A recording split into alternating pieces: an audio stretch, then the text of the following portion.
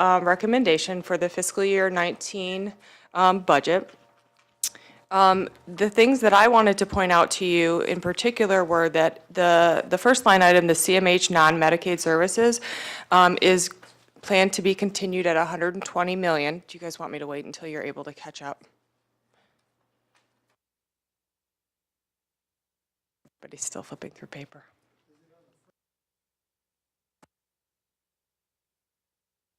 It must have been listed in the 167. If you look down at the bottom, it's at 167. Tabs. So the general fund number, which is what that is, the CMH non-Medicaid services, is 120 million. That's consistent with what it has been for the last several years. If you all recall, we had a roughly $40 million general fund cut a few years ago, and 120 million was what we were left with across the state. So what that puts us at currently is about $12 million in general fund. Is everybody at, just, It's past if you all could of that, just, Steve. It's past. nearly to the bottom of the stack, actually. The paper. It's easier to follow along when you have it. I'm sorry to interrupt you. Okay.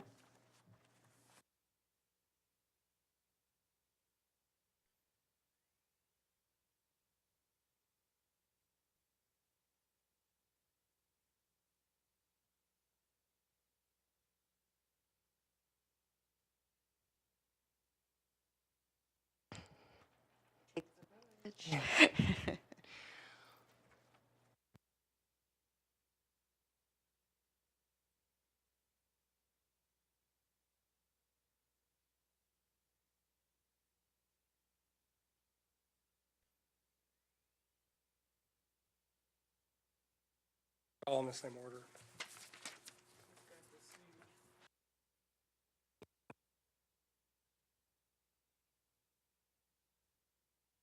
Everybody good now before We're good to go, thank you. I'm just going to go back to the beginning. And speaking of the CMH non-Medicaid line item, so that's essentially our general fund line item, and that's going to continue at $120 million, and that has us at roughly about $12 million in general fund. You've heard me talk about before the potential for some rebasing as it relates to general fund. I've heard that come up again for fiscal year 19, but not heard anything official from the department at this point. So if that does happen, the last time we spoke about it, one was several years ago at this point, but two, they also intended at the time to do that over a roughly 5-year period. There were some CMHs that wanted it obviously done much faster than that, those that were going to gain, whereas others wanted it to be on a slower 5-year implementation. What is interesting is that the distribution methodology that is used essentially takes all of the money out of the tri-county area. All of the other areas are actually getting more money. It's the three counties, Macomb, Oakland, and Wayne, that lose money in the new methodology. So like I said, it's listed as consistent with the last fiscal year, but there has been rumor of them looking at the redistribution again. So certainly if that comes up again from an official source, I will be sure to bring that to you all. But as of right now, we are continuing to plan for it to be at the roughly $12 million we have now.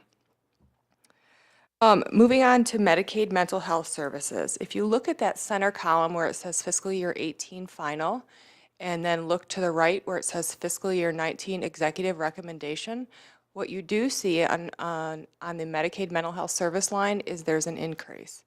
But what that actually is them including the 50-cent increase that was distributed as a separate appropriation in fiscal year 18 being added to the main appropriation in fiscal year 19.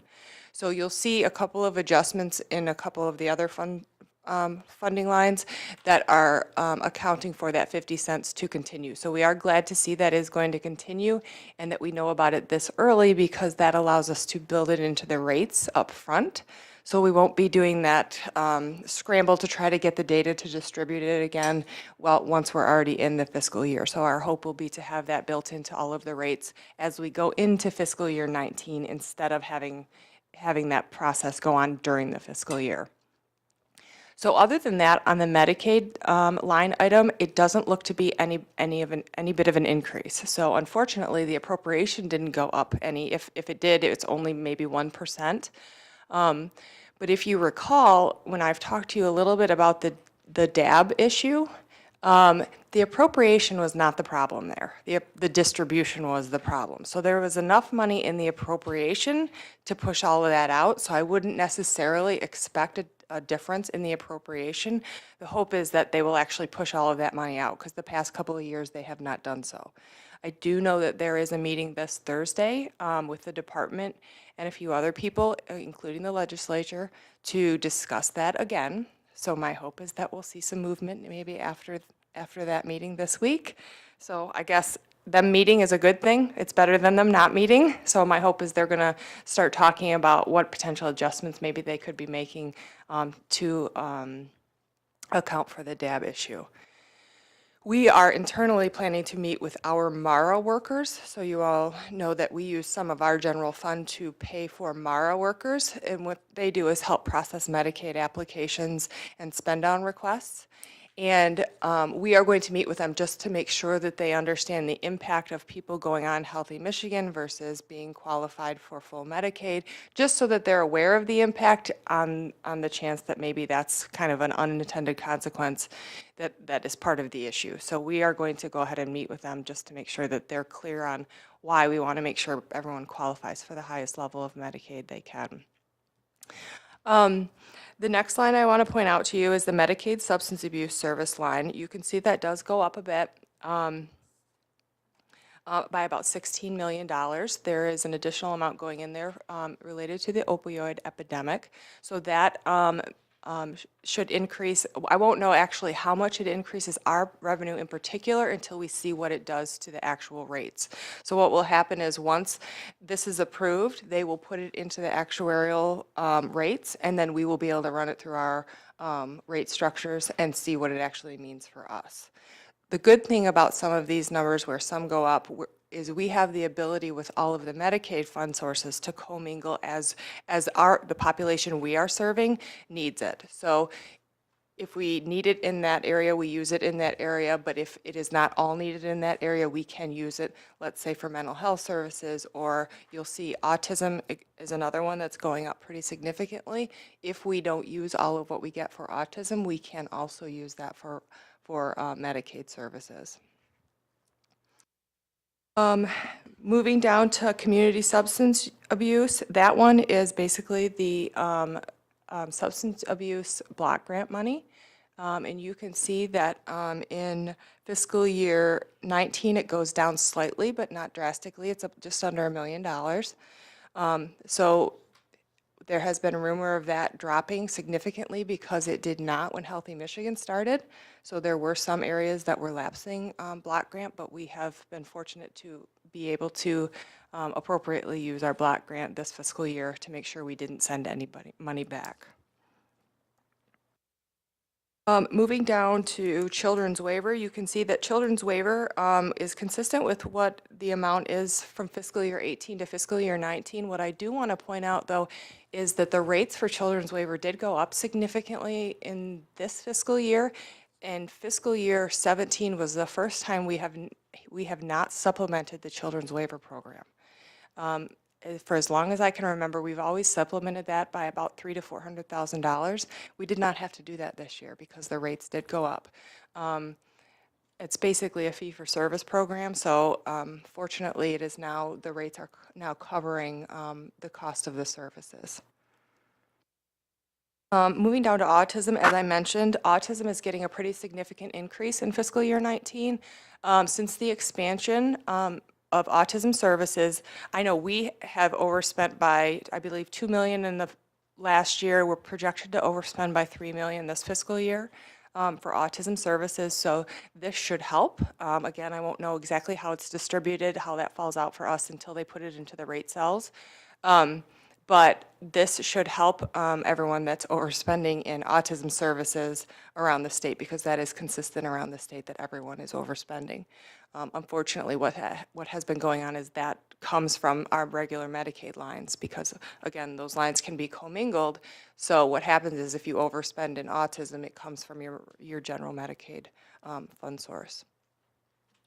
With the autism rate going up to 199 million, what does that get us in terms of services or staff or programs or evaluations or whatever? So the service array will not change.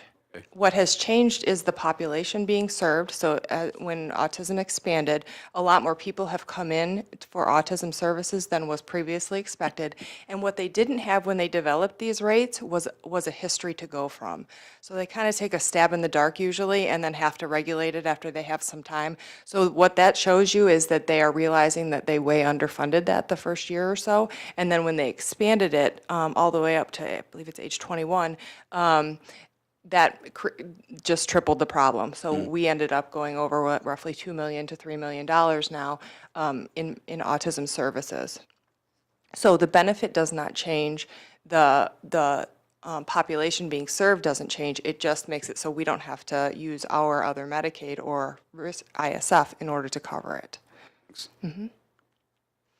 And finally, what I wanted to point out was Healthy Michigan. You can see Healthy Michigan does go up slightly by about $4.3 million, but what you're seeing there is the direct care wage increase in the Healthy Michigan line item. So essentially, that's flat compared to last fiscal year. What I will point out to you is, and this all kind of ties into that whole DAB issue, and it's all intertwined, in that in fiscal year 19, we will have met the 48-month mark with Healthy Michigan. And so if you recall, Healthy Michigan is not intended to be a long-term insurance. After 48 months, if you are allowed to stay on it, you have to start paying higher copays and higher deductibles. And if you are not allowed to stay on it, you are moved into the marketplace. So again, this is very important that anyone that can qualify for full Medicaid does, because at 48 months, which is going to be mid-year 2019, they are going to either fall off or have their benefits reduced and copays go up.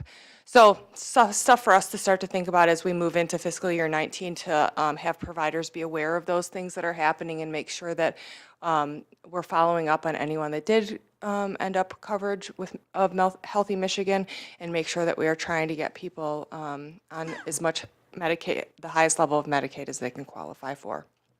The rest of what you have is all the detail of what I just covered. Obviously, you can read the language if you so choose, but I'm happy to answer any questions anybody might have.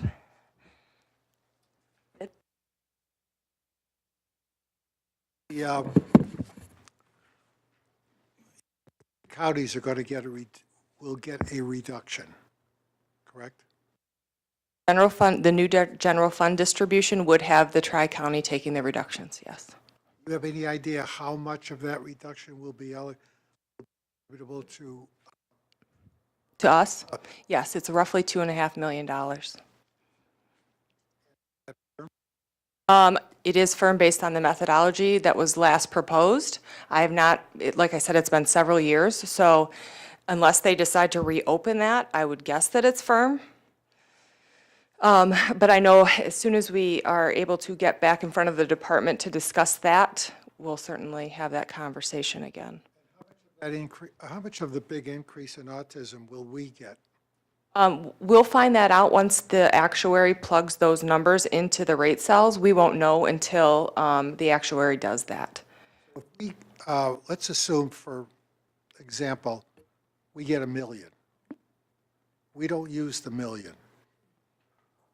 Where would you, given the fact that you said that we could apply it for Medicaid services, give me an example of what you think we should. Well, for example, we're currently overspending our general Medicaid funding by an estimate of $20-some million, so it could be used to cover some of that. Higher? In the next fiscal year, so I would guess that we will still show some deficit in next fiscal year as we transition to the the different service models. So we could use it for overages and other fund sources, so we can use it for Healthy Michigan. We can use it for general Medicaid overages, or if we don't have a need for it, we can put it in ISF if there's no need elsewhere. The concern I have is that it gets appropriated in the wrong areas where it doesn't benefit the people we serve. And we are quite capable of doing that given the business model that's been outlined. So what will happen is the appropriation lines will specify where the money goes, but because they're interchangeable fund sources for us internally, we will use it where we need it. So based on the population we are serving, that's where any excess or any unspent funds from a particular line item would go towards. What does our lobbyists say about this budget? How it affects us? I mean, I would have thought that they would be the perfect group to come here and talk about the state, the changes that are being made, and how it will affect us, and what they could do to help us. So we are meeting with them this week, and I would imagine, I believe they come and present quarterly, so I can't remember the last time they presented, but I'm sure that they will be back to present again on what's going on. But we are, as a leadership group, meeting with them this week to start talking about that for fiscal year 19. Added last thought, Network 180 is looking to borrow $50 million with an M. There's two banks that have turned them down because they don't believe in their model and they don't believe there's assets to protect the loan. So it only leaves one bank left, and that's the state of Michigan.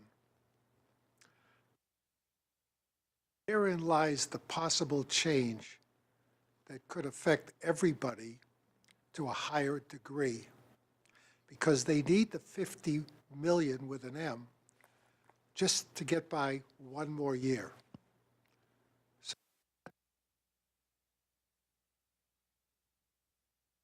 I agree. I had a question about that rebasing issue. With the other CMHs that are receiving funds, does the department publish if any of those CMHs lapse money after they've taken money from us and given it to someone else? Do they show the ones that get the excess and then don't spend it all? So we are able to get that information after year-end closes. So with the Medicaid rebasing, so that was some of the argument with the Medicaid rebasing, is that you're taking this much money from us. It, one, takes time to build up services in an area that wasn't able to provide them before. And two, some areas just don't need them. There was historical reasons for having the geographic factors that we had. And so it's not something they hand us over and say, here, look what's going on, but we are able to get our hands on that usually because it is in fact published. It's just, it takes a little digging to find it. But yeah, we do look at that because when we go to rate setting, that's one of the talking points we have with the actuaries is if you're creating actuarially sound rates, then that shouldn't actually be happening. You shouldn't have people lapsing money because they're actuarially sound. So yeah, there's definitely, we will go back and review that information to make sure and then have those conversations with the department and the actuaries. Does that ever make a impact on them when you can justify or show them this amount was taken from the Tri-County, given to these people over here. They didn't use the money, so why do we keep going through this charade? Yes, so a good example of that is Healthy Michigan. So if you recall, Healthy Michigan, we were the only county that the first, I believe it was 2 years, had a deficit. Every other county, not only did they max out their ISFs, but they sent money back. So they did adjust that. So they're in the process of adjust. So yeah, they hear us. They're not always quick about moving, but yes, they do hear us. They have made adjustments. So we are not projecting a deficit anymore. We're actually projecting a surplus for fiscal year 18. And so they're trying to level that out. Yeah. Other questions or comments at this time?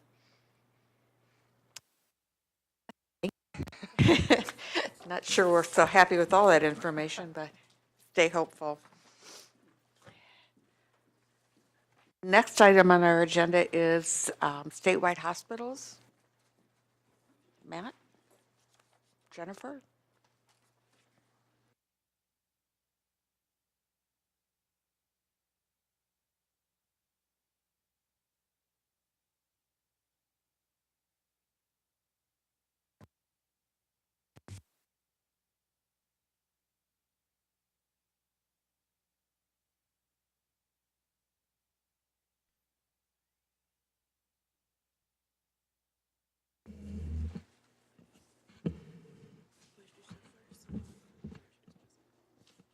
Hello, everybody.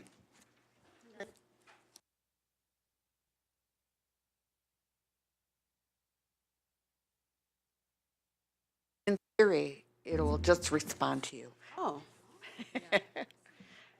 That's the theory, anyway. good afternoon. My name is Jennifer Floyd. I'm the hospital. Only in front of the board, I believe, one other time. Can you hear me? Just make sure it's, yeah. Okay. Red is good. Right? That is good. What you're after. So like I said, I'm Jennifer Floyd. I've been here under a year. I'm the hospital liaison. My background is in public health and health administration. So I'm here to present on the Michigan inpatient psychiatric admissions discussion, the MyPad. I'm presenting about the final work group. You've met Matt before, so I guess we don't need to do his introduction. I've spoken to the board before about inpatient access and ED boarding and so forth, and so knowing there was some interest from the board to want to hear about this MyPad work group, and given my background and involvement with the MyPad work group and hospitals, I'm joining to help support the conversation and answer questions. We found that lovely link in the literature you received. It's about 70 pages, so if you get a free chance, feel free to look at it. I'm going to provide a concise summary of the report, and I'm going to stay on time as much as I can. Okay, so last October, a lot of recommendations, about 42 recommendations were given to the state from the work group, and the work group comprised of providers and payers to investigate barriers to the public mental health system, accessing inpatient psych services to produce a set of recommendations to overcome this barrier. Well, things just to note on this, this isn't a new issue for our system. Everyone here at the board and within our system is aware that inpatient access to beds has been an ongoing issue and has only worsened over the last couple of years. We see it in the data from Common Ground. We see it regionally across the state. The state, MDHHS, has taken note of this and has kind of flip-flopped in their stance over the past couple of years. I think they're on the right pathway now. Initially, when some of the state was looking at this, they were looking at, well, do we need more beds? Do we not need more beds? And it isn't so much a matter of needing more beds now. They're starting to look at what is it that's creating access to bed issues. And so they created this MyPad work group, which is a more organized method at looking at where the specific issues may lie from multiple angles about the costing, financing, anything within the hospital, the physical plant work group, staffing issues, method of working with folks and so forth. So that's what this delves into a little bit. I was not on the actual work group. I'm just providing the summary. Both Matt and Anya did serve on the work group. So any questions, I'll defer to either one of them. Okay. It's also noteworthy to point out that as you look at the list of folks who are involved in the MyPad work group, I think it was great that they had statewide representation from multiple different stakeholders involved in the community and different organizations. What I was a little surprised about, though, was that of the region here within the Tri-County, Macomb, Oakland, and Wayne, there were only two invitations that went out to the PIHPs, two people that were invited to be part of the work group.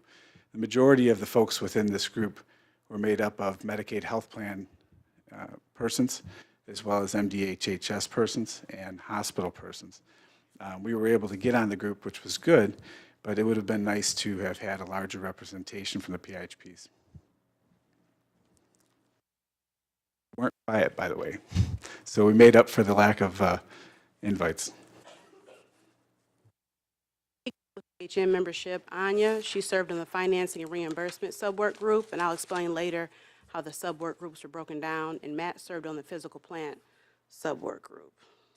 I think just kind of following up on why that's important, and Anya and I had stayed in good contact from her experience. I was in a different work group than she was, but with the hospitals being present in a large amount of the discussions, as well as the Medicaid health plans in the department, there was really, from my perspective, a lack of trauma-informed considerations around the care and around, steps that would take to help resolve some of the issue, around the care being provided to the folks that were in the hospitals.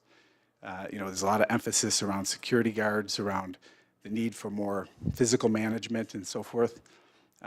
We really pushed the need and to consider alternatives to that, particularly around trauma-informed approaches, using peers in the hospitals instead of or as an adjunct to security guards, and wanted to really impart that idea that it's not just about physical management, that can really push more trauma and more issues for the folks that are there. So that was an important part about why we wanted to be at the table. Start for a baseline of challenges for inpatient psych access in Michigan.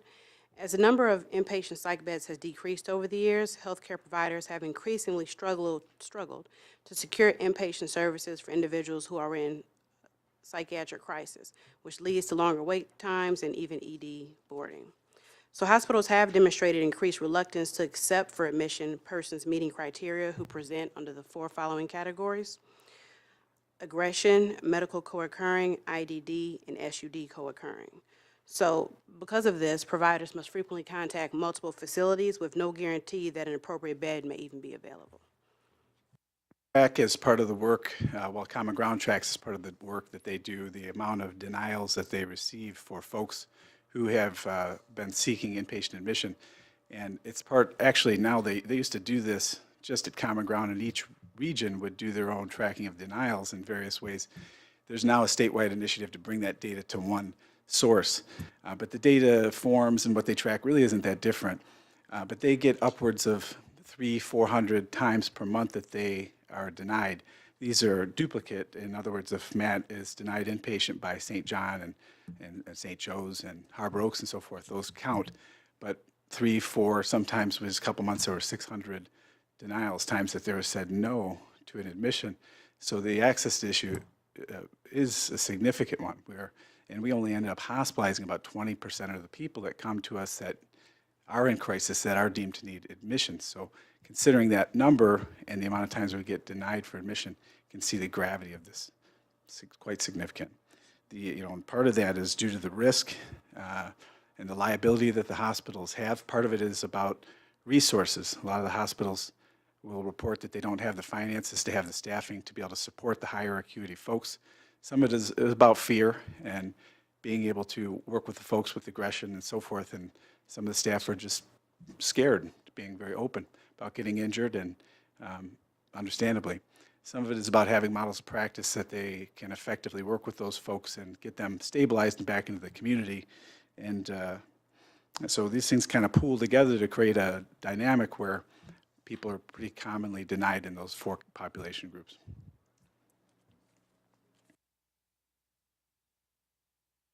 Challenges for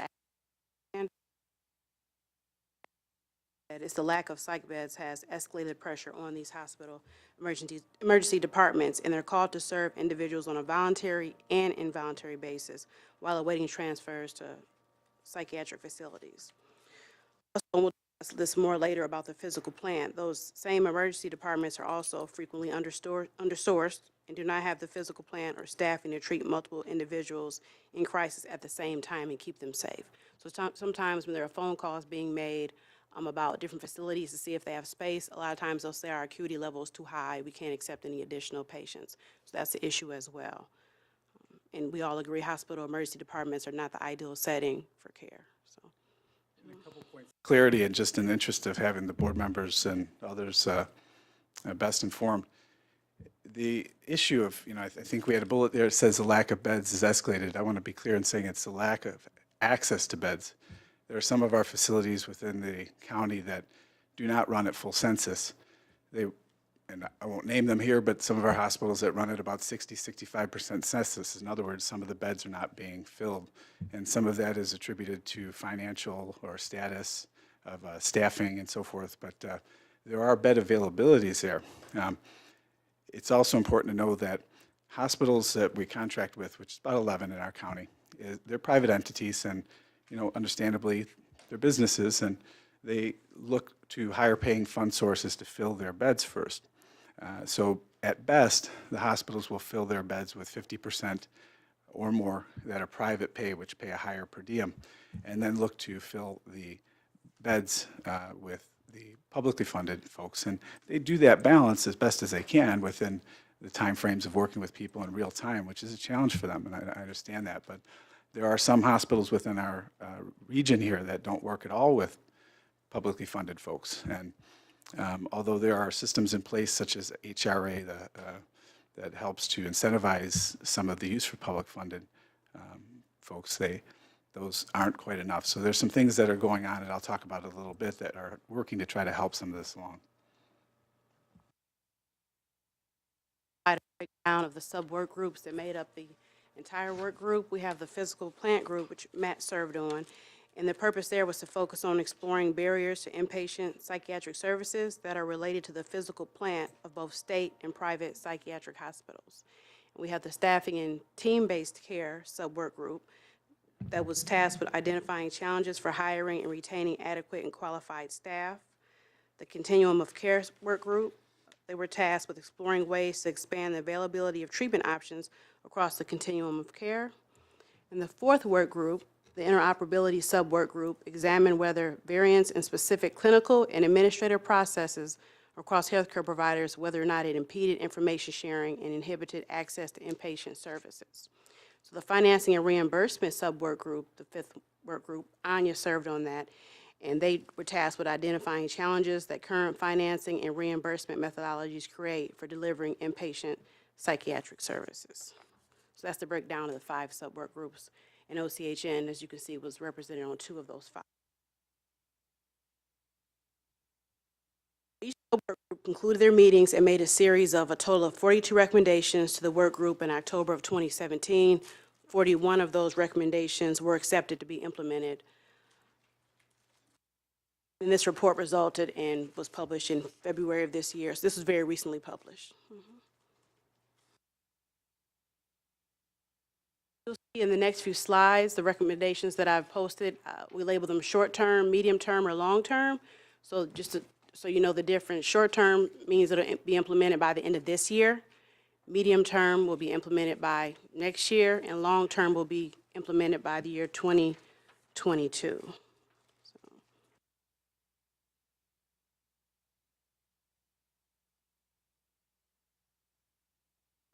We're not going to go through all 42 recommendations. I see everyone's face was, we collapsed them into each other, so to be more of a concise but thorough report. So one of the recommendations, MD, and other payers should incentivize the development of specialized behavioral health care units. And yes, this will require some additional funding.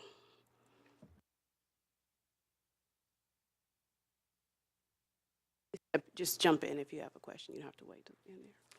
The next short-term recommendation, the Michigan Certificate of Need Commission should review and potentially revise the Certificate of Need standards for psychiatric bed services to ensure that the methodology accurately captures the true level of need for psychiatric services.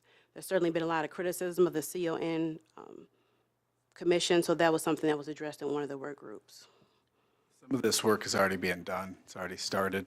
Dr. Nicole Lawson is part of a group that's working on trying to get consistency with the admission process and the screening process. And we also have started involvement, a few of us here, with financial work group with Tom Renwick that's looking at methods of reimbursement and ways we can look at finances to try to fix this as well. Recommendation to amend PIHP contracts to ensure standardized practices are prescribed for screening and communication. And this is one of those recommendations that did not require additional funding. So everything was broken down based on timeline and whether or not additional funding was required.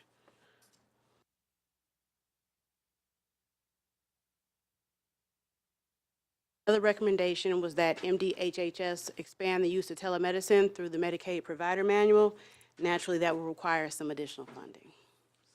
One of the issues with this, so just to make folks aware, is that some of the EDs, who are non-affiliated and non-contracted, we've approached about 3 of them at different times, try to work on telemed options, and they haven't gotten legs on these program plans to get telemed in place. A lot of the EDs will want folks to have faster throughput to get folks out of the EDs into common ground or out of the EDs into a psych hospital. But getting that process where they will engage with our common ground docs in a telemed way is much more of a challenge. They're on the administrative side and legal side, it's harder to get those systems to adapt to that and to sign off on that. We've gotten pretty close with McLaren, we've gotten pretty close with St. Joe's, we still got some communication going with that, but it gets to a point of an administrative level and a legal level where we can't get over the hump to get them to move to the next step of implementation. But we stand ready to do that, and we can do that with the system. Common Ground has that software. They have the equipment to do that and are ready to do that, but we can't get that in place. Something we're working on, though, in time.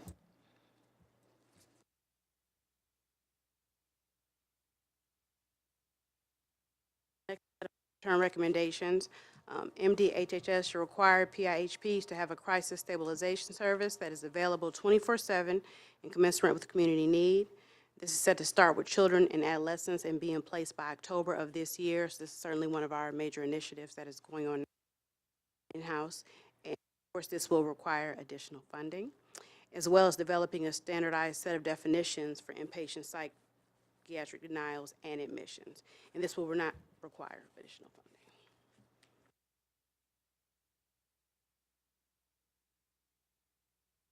Another recommendation is to collaborate with stakeholders to address payment issues when the county of the hospitalization is different from the individual assigned. They're assigned PIHP and CMHSP.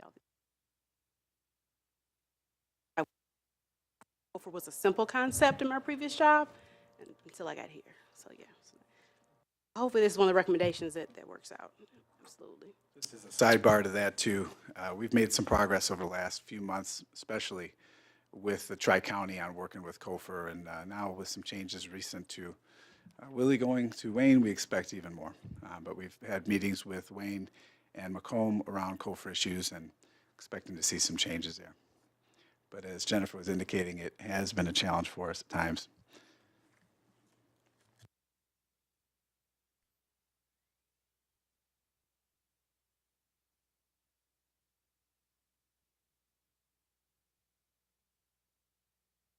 Next, are short-term recommendations, and I do believe we're coming to an end on the short-term recommendations. HHS should encourage the PIHPs to develop and implement new payment methodologies, as well as promote and incentivize greater access to inpatient psychiatric services and improve overall outcomes.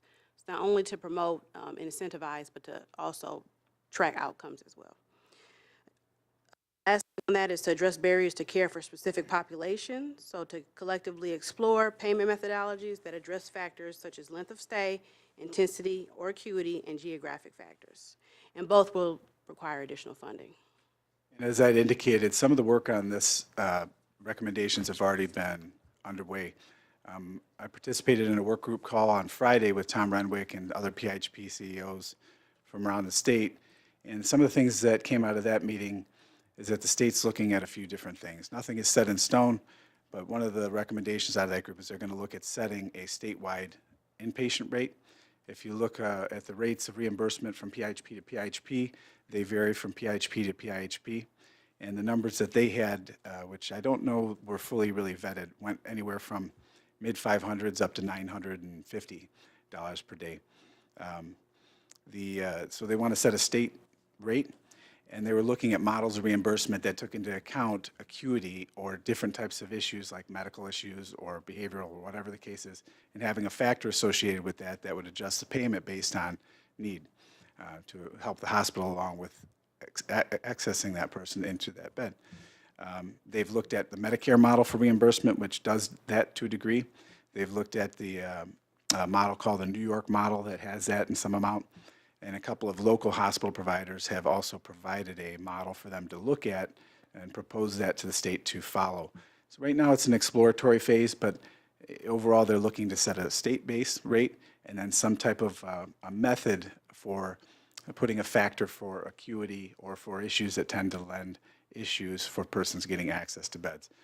You know, what was talked about in that meeting was the emphasis to not overcomplicate this and to ensure that whatever we do, that there's some ability to track on a ground level to say that whatever changes we make, that this is truly going to lead to improvement in access to beds. But that's going to be ongoing. You'll hear more about that as that meeting and that group progresses.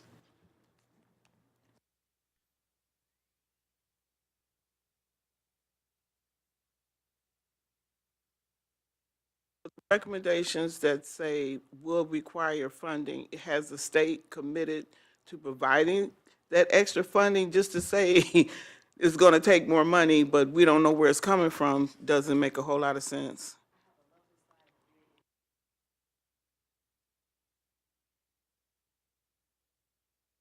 There was only one brief reference to how they're going to go about that, as far as collaborating with the House Cares Commission and also receiving funding from a few other places. So that's the very end. But I was surprised the report was so long with recommendations, and then the part about funding was very small. And I'll add to that, there's a piece in there about intensive crisis stabilization services, and that's for the children and adolescents. That is an unfunded mandate. That's something that we do have to have in play by the end of this fiscal year, and there will be costs associated to that. To set up that service, there'll be costs associated by the provider who's going to provide it, but costs to enact that service within our network. Some of the other regions who have higher hospitalization rates for children and adolescents will benefit by cost shifting some of those dollars from inpatient admission and having those children be served by the intensive crisis stabilization program. In Oakland, we have a very low hospitalization rate for children. It only averages about 12 to 14%. I don't think we'll realize those same types of savings and cost shifts to be able to cover the costs for implementation of that program. There are no dollars that are being offered or associated with that program. So in that instance, no.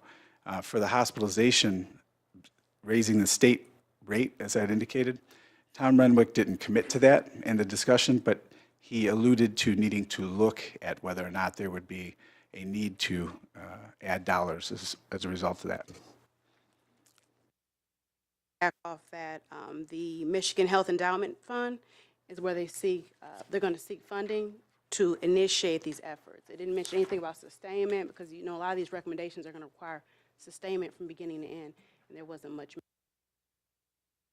I don't know if that was discussed in the work groups, but not in the final report.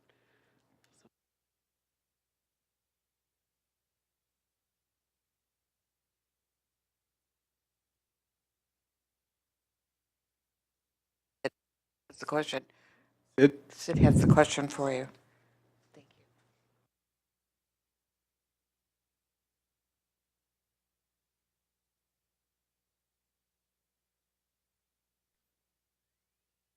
inpatient hospitalization, it's about $12 million per year, is my understanding. And then the Common Ground program that helps to mitigate those services is about $9 million.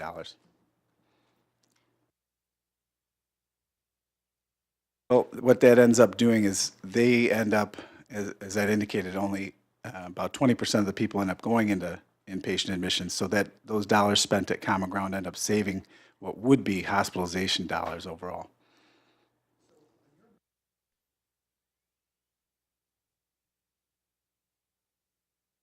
How many state hospitals are there in Michigan today? There are three, Walter Reuther, Kalamazoo Psychiatric, and Carroll State Hospital. Carroll's the one that they want to remodel, right? Carroll is being remodeled as we speak. They're rebuilding it and adding beds to it.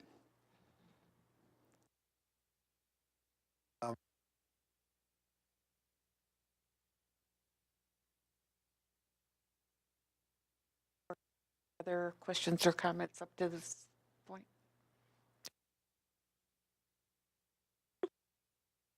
One of the few recommendations that were listed as short and medium term, because the development phase was considered short term, but the actual implementation is medium. So There was a recommendation to establish a web-based real-time resource to identify available psych beds by gender, acuity, age, and diagnosis. This is something that's been implemented in other states. They plan to further roll this out into other disciplines, including crisis residential, subacute detox, and other treatment settings. And I can say from my previous job, when I worked in emergency management, they did have a bed registry where every morning, because of mass casualty planning, we did receive a bed report of all the beds available in our jurisdiction. So I know the technology is available, it just apparently isn't available in mental health yet, but I think that's pretty promising to know that it's done somewhere here in the metro area, so. This is intended to be a real-time, web-based bed availability board. Understand, though, it does not guarantee access to those beds. There's got to be mechanisms in place that help guarantee access to those beds. Another side note, I did meet with some of my peers from my previous job, and I asked them about that and that becoming available through the state locally here, and they were not, it was kind of a proprietary thing, you know, we're not going to share that, talk to the state about it, so. But it's doable. It's been done before, so I think it could definitely be done here, so very hopeful about that. Both will require some additional funding.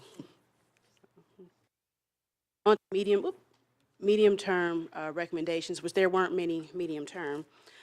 State hospital system and community hospital system should improve the hiring and staff retention of qualified individuals, which I'm sure you recognize that was also listed as a short-term recommendation as well. And naturally, that's going to require additional funding. Something I really pushed in the work group that I was in, as I had indicated, was looking at peers to be involved in the process. You know, there was a strong emphasis for security guards and getting more security guards, and I talked a bit about the common ground model and how the peer involvement really makes a difference that reduces the necessity for physical management. At Common Ground, for example, at least when I was there, we had served about 6,351 people in the last year that I was there, and only physically restrained about 31 of those folks, which is about 0.49%.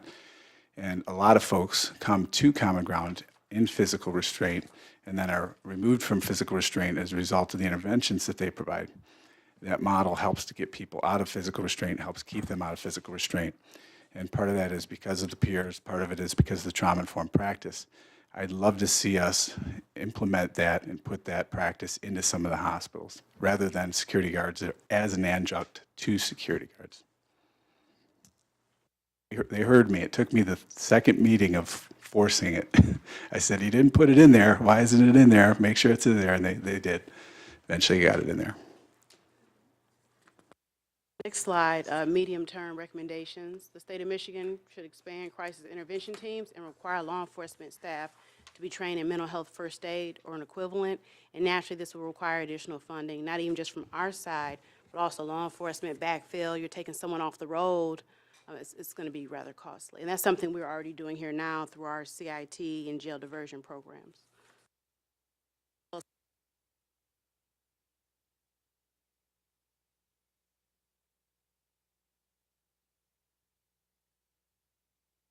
HHS should develop state capacity for patients to access intensive wraparound services after discharge and upon need. And that's not to say that we're not doing things like this now, but this was just a recommendation.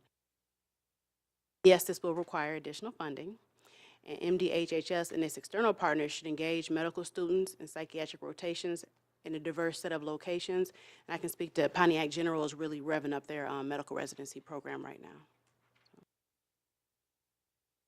In our standalone, we have one of our standalones that has, in anticipation of some of these issues, has ramped up their medical presence and has NPs, PAs that do medical resident rounds.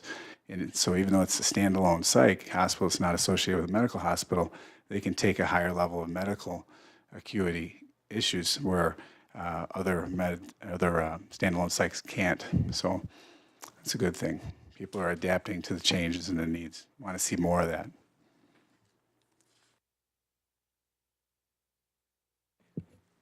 For the long-term recommendations, the state of Michigan should build a 50-bed psychiatric inpatient hospital. And this will require, I'm sure, a whole lot of additional funding. So apparently it's a hospital that's going to be somewhere in northeast Michigan. In that area, they found the need and decided to do it in northeast Michigan. So. What else that came out of this is that they're going to be requiring any medical hospital that serves children with inpatient capacity to also provide inpatient psychiatric care. So any hospital serving kids has inpatient medical will be required as part of their practice to add inpatient psychiatric beds. Doing all these recommendations, in collaboration with the House Cares Task Force on improving access to inpatient psychiatric services, and there will be a grant funding sought from the Michigan Health Endowment Fund. With that collaboration and seeking that funding, apparently everything's going to work out. And all these. Just add a couple thoughts, and I think it's, when I look at this, Kool-Aid are you drinking? Right. I think it's important to look what's the impact going to be on a state, local level, what's going to be an impact on person served level, and provide a little bit of data for you all, knowing how some of this has impacted us, especially over the last year when we look at some of the data that's coming out of Common Ground. We can see that some of the folks that have been there, I had shared some of the denials. We see 350, 450, 591 denials based on month to month. We've seen increases in the amount of wait time that people are staying in Oasis. People have stayed there. The amount of time that they've stayed, if we look at last year as compared to this year, has been twice as much, going from about an average of 7 hours per day, going up to about 15 hours per day that people are staying there. The amount of people that stay there over the course of a month that stay over the 23-hour period is increased, sometimes 20 times per month. We've had length of stays. I know that there's been someone that stayed there 23 days. They couldn't get that person admitted. All these factors end up resulting in more incidents on the unit, more violence, aggression on the unit, things like that. And the throughput issue is trying to get them from Common Ground into an inpatient bed. Common Ground isn't motivated in any amount to hold people longer. Doesn't benefit them in any way. It benefits them to help get somebody through their process, the work that they're doing them, create an intervention and get them either back into the community or where they're going to go on to their next stop. But you all, I'm sure, have heard issues from either emergency departments or hospitals wondering, what's going on with Common Ground, and they're working on some things, but the throughput issue is getting them the access to the beds. So a number of things while we're waiting for the MyPad group to do their implementation of their work to try to improve these issues, we've tried to look at a number of things here to see what we can do to mitigate this and make it a little better. We've increased the CRU capacity to try to add more beds for CRU, Crisis Residential Unit, which is that diversion for inpatient. We've reviewed processes and the throughput issues with Common Ground to see what we can streamline and expedite to help that along. We have shared the data that we have with hospitals and had discussions with them and said, hey, this is what we're looking at. Is there anything you can work with us and help with us on, things we can do differently? We've raised our rates as a 10-1 with the hospitals and said, hey, we looked regionally, we looked statewide at our rates comparative, and we wanted to emphasize, incentivize a little bit and add our rates to see if that will improve access to beds. Now that we've done that, we're talking about looking back to see, did it in fact make that impact? And if so, great. If not, what do we need to do to go back and look at those hospitals that aren't improving access or are, and go from there? Our CPA, our core provider agency service models have incentives in there and pieces to that model that help to incentivize access to beds and mitigation of crisis, more proactive engagement. So things we're putting in place there to try to do it. We have a pilot with Havenwick where we're doing a balloon payment that offers a higher upfront per diem to that hospital and then decreases the rate and which incentivizes a diversion after a few days, but it has that higher upfront rate at the beginning of the admission that entices the hospital to accept, and because a lot of the costs for an admission are upfront. So that's something we're going to pilot and see if that helps as well. So a lot of things we're doing to try to do that locally while we're also looking at this on a state level and working with the MyPad group to see if we can improve it as well. So hopefully it makes some differences. I just wanted to comment that between the zero suicide presentation and then the this presentation on availability of psychiatric beds and the lack thereof. It's just a clear link between the two presentations, and it's unfortunate that that the access to beds is so limited, because I think that that would have a direct impact on the zero suicide program then too. Other questions, comments, Bob, then Lois? Yes, Matt, since you've been involved in this program, I'm not sure about yourself. It seems like it's been an upward climb, trying to advocate for our people and intervene with the hospitals and have them see the wisdom in doing some of the things that you're recommending. For example, you mentioned the cost of security services versus what was the other thing? Security versus? Peer-based. Peer-based, thank you. And, clearly a cost savings thing. And another one I want to, and yet it hasn't, it wasn't being done. Another one that I'm noticing is telemedicine. What is there can be a clear savings there, or having empty beds. I mean, that costs some money. What is the opposition to or barriers to telemedicine? It seems like a no-brainer. I mean, the legal system has been using it for years for all kinds of reasons, for convenience, for money savings and whatever. What's the barrier with the hospitals? Telemed, with the EDs, part of the issue is if I'm an emergency department doc and John Smith comes in and I see John Smith and I believe that there's some risk associated with John Smith, and I put a certification for John Smith for inpatient admission, right? It requires hospitalization. If our responsibility, OCHN, has to assess him or get him into the hospital. The docs in the emergency department don't want to have the risk or the liability of releasing that person. Without that, we have to have a doc that's going to certify. You've heard the term maybe decert. It's technically certifying that they no longer need inpatient admission. So having their doc, our doc, Common Ground doc, do the telemed in their ED. We've had different issues where their legal at the emergency department has said that won't be, we'll have liability around that.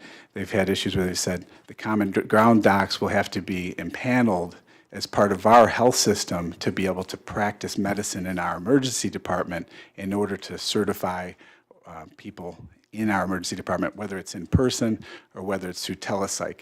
Because a Common Ground doc can certify the same, whether they're in person or telepsych, it's the same process, but they're saying they have to impanel them. We've said, hey, okay, with one of our EDs, we'll get them impaneled, just tell us how to do it. But then it gets stuck on that administrative level of getting it processed and getting it to go through. Overall, generally speaking, and being a little more frank, the EDs want to keep the practices as they have them in place and just not work with those processes. Even though they want to, that's been my experience and what's been shared with me, even though they want to clear out the EDs, they don't want to change their processes and practices. And respectful to the providers, I want to be clear.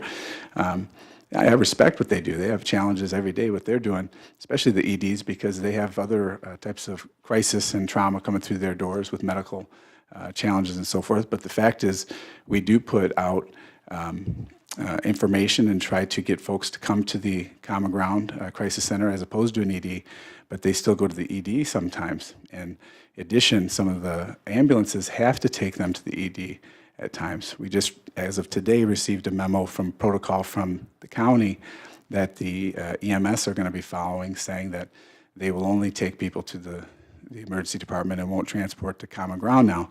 Got to figure out what we're going to do with that. So that's another little hurdle. Well, I have a sense, too, that you probably meet resistance with the hospital's attitude, perceiving you as perhaps suggesting, recommending, or telling them how to run their hospital, and of course they're going to resist that. Personally, I don't. I get along with most of them pretty well. I find no issues, no reason to bump heads with them too much. I'll be fair in saying, when I first started doing the work, I used to do that. You're supposed to take them, and this is what your responsibility. And it got me nowhere. I try to find that common space, respect and appreciate their perspective, acknowledge their challenge, and work with them to the best I can. That's shared interests. At the end of the day, we get people moved around. But we run into roadblocks when it comes to these key issues. We know we have our mobile OCHN team that can get out to the EDs and help get people out of the emergency departments. And we've been able to do that. It's taken several years, but only a few of the emergency departments will still allow them in because of some of the legal issues. We've had to jump hoops around that. The telemed piece, same thing. Can't get it in there because of some of the legal and administrative issues. But we're ready to do it. We stand ready to do that for both. We talk about people going inpatient. Is there any involvement with the nurses that actually work the floors and are working extremely long hours and don't have the support and are not able to handle the people that are looking to come inpatient? On the inpatient unit, you mean? Yeah, and at intake, some of the hospitals work a little bit different. Some of the hospitals have processes where it's a social worker that does the intake admission and reviews packets. Some of it's an RN, some of it's a combination of a social worker with review by an RN. Some of them have a social worker that then takes it to a doc. Some of it have an RN that takes it to a doc. So it's different in each instance. But what I do know is that the RNs play a key role in a lot of that, in knowing who's on the unit, and they do have influence over, the perspective of admission in a lot of cases. I see it as, yes, there's a barrier to even getting them to go inpatient and having that availability, but what about the staffing? The nurses are, I saw emergency room nurses that were on this committee, but not nurses that work the floor, staff nurses, and I think they need to be heard from too. Yeah, and again, I mentioned something, but in spite of the what I'm sharing about the hospitals and access, I'm sensitive to the fact that this is a challenge for them too. There is fear of some of the folks who have high aggression and so forth. Some of the hospitals have accepted folks who've had injury. We all know and have seen the statistics that folks we serve are much more likely to be a victim of violence and aggression than be a perpetrator and all that. But nonetheless, when you have somebody who presents with violence and aggression, especially when it's in documented form, paper always looks scarier than a person most of the time, and they see those reports and they don't want to work with them. But I'm respectful of their concerns. When we had the meeting on Friday with the state, there was a lot of talk about sanctions. We need sanctions and all this. And I said, well, I'm okay with going that route if there's going to be denials and sanctions and all that. But here's what I would suggest. If these are our folks we're serving and we know that there's some fears or we know there's some challenges working with them, is there also something that we can do to work with the hospitals about providing some technical guidance on best models of practice? So if we know these are the core areas that they're having challenges with or having difficulties wanting to accept, why not work with them on finding best models of practice so that they can feel a level of competence and security and safety working with those folks, have better outcomes, and then we don't have to resort to threats as much. Or if we resort to threats and sanctions, it's after we've worked with them and they have an established model of practice and their denial has to do with something else. So I ran into a little bit of road blocking, but I really pushed that anyways. And so they were willing to at least look at that as a TA or technical advisory type of standpoint. And if you're in a hospital where they happen to have peer support, which sometimes happens just by circumstances that somebody on staff, a nurse or somebody has had experience, that sometimes is powerful. Yeah. Having the peers involved, whether it's in the Absolutely. emergency room or on the floor. Absolutely, there's something special about that arrangement, and I was very vocal with that group and wanting to have something like that happen. I've also talked locally with some of the hospital providers and just throwing it out there with a non-committal discussion, but saying, would there be hospital providers that would want to pilot something like that? Look at pre and post data of implementation of a floor or a unit that then has peers. Are we seeing better engagement, better follow-up, better outcomes, things like that? That's great to see in this report. Yeah.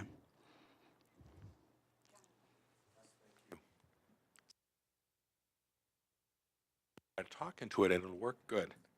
I have a couple questions. I appreciate all the work you guys did on this presentation and all the time you spent in the workshops, or collaborating with others in the state trying to dissect what the state was trying to do and come up with things. Were there any items, I know you were reporting out how the work group overall felt about some of the recommendations. Were there any things that you guys identified that were in conflict or different than what the overall work group felt? One thing that has stood out to me that wasn't spelled out here, I've heard from one of the leaders at the state has talked about how the bed availability or the access to beds is about geriatric populations, and that's not what we see here. It's been emphasized twice by that person, and I'm concerned about that because we don't see that here. You know, McLaren, for example, they have a geriatric unit in county here, and they've had to actually lower their admission threshold from 55 to 50 as the geriatric unit. And I think most people here would say 50 years old, that's geriatric. It doesn't seem to fit because they couldn't get enough people to fill the beds. Like, this is for geriatric psych. Geriatric psych. Okay. So there was a belief, I think, from the state that they needed more geri psych beds, and we don't see that at all. I haven't seen that in Macomb County when I worked there, and I know their access beds issues very well. I know it in Oakland very well. That's not what we see.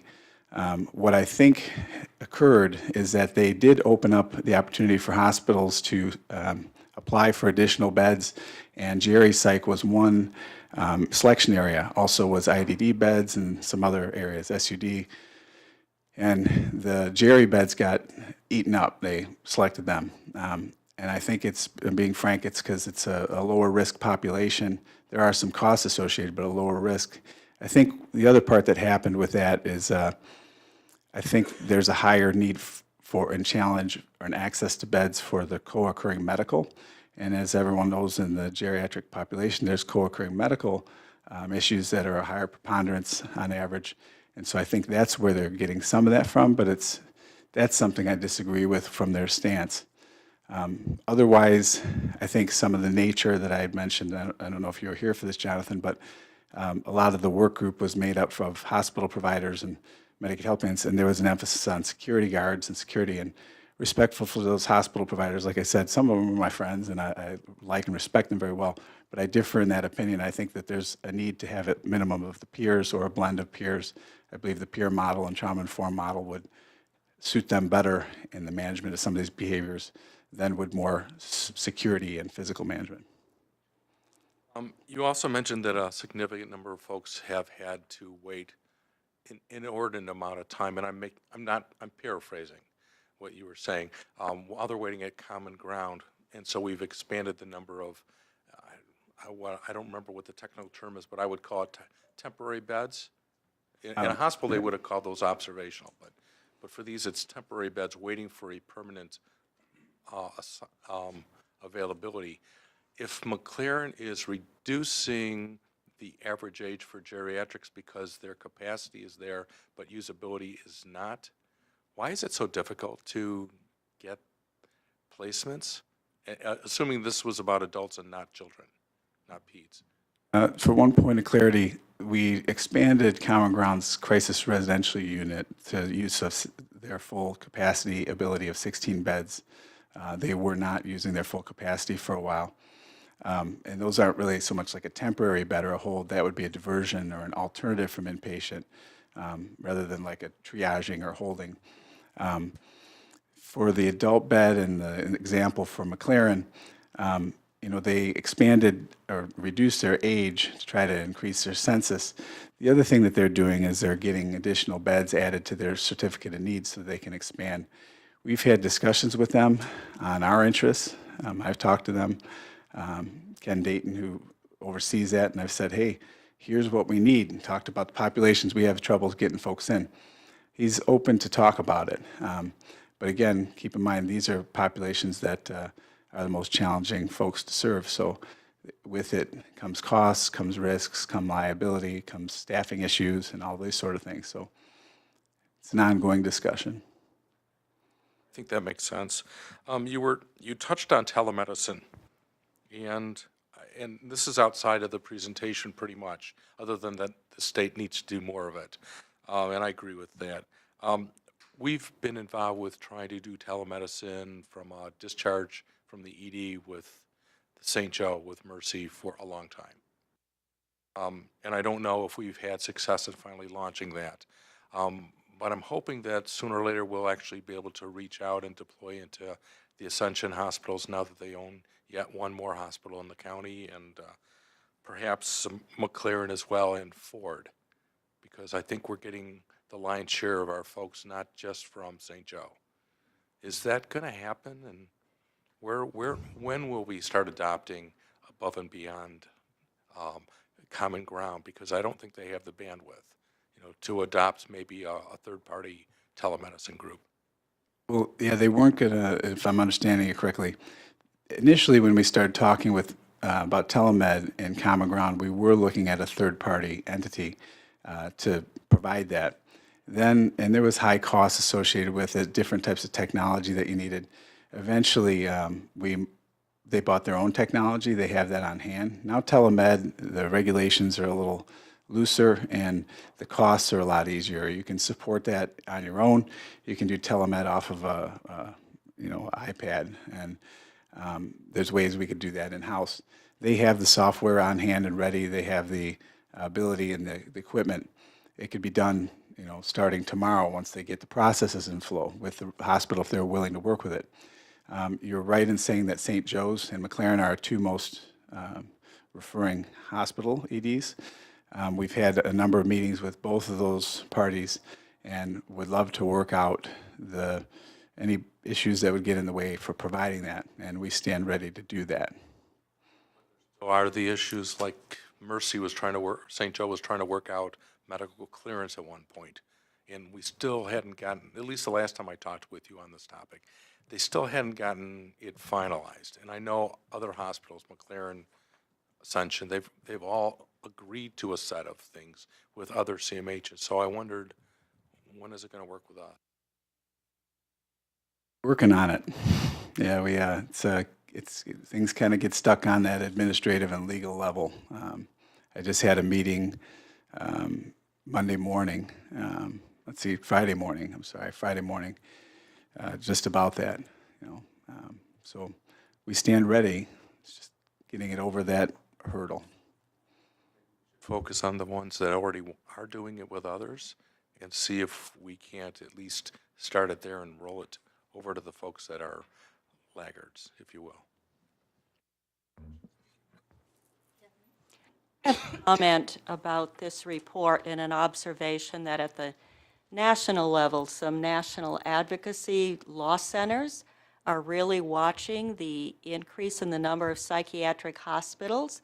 And certainly this report talks about rebuilding or building new at Caro and a new location in the upper part of the state.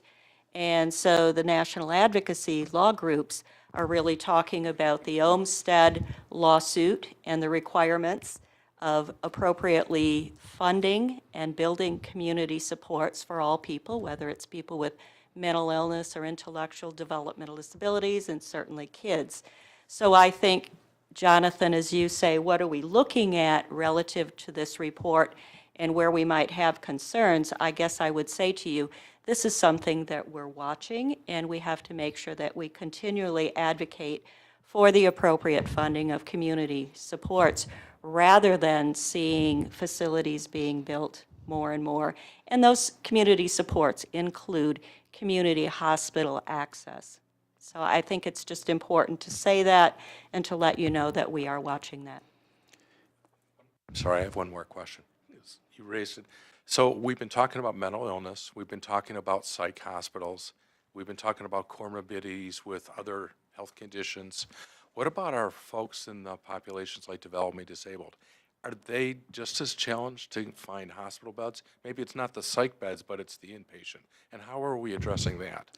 I know it's off topic, but. It's absolutely not off topic. It's on point here.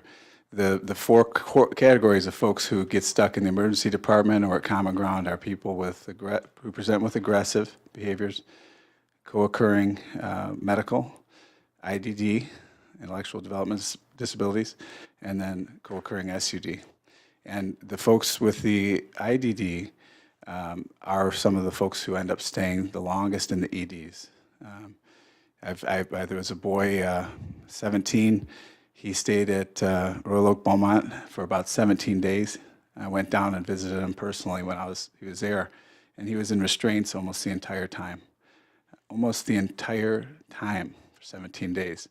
It was one of the most sad things I've seen. And but couldn't get him placed anywhere.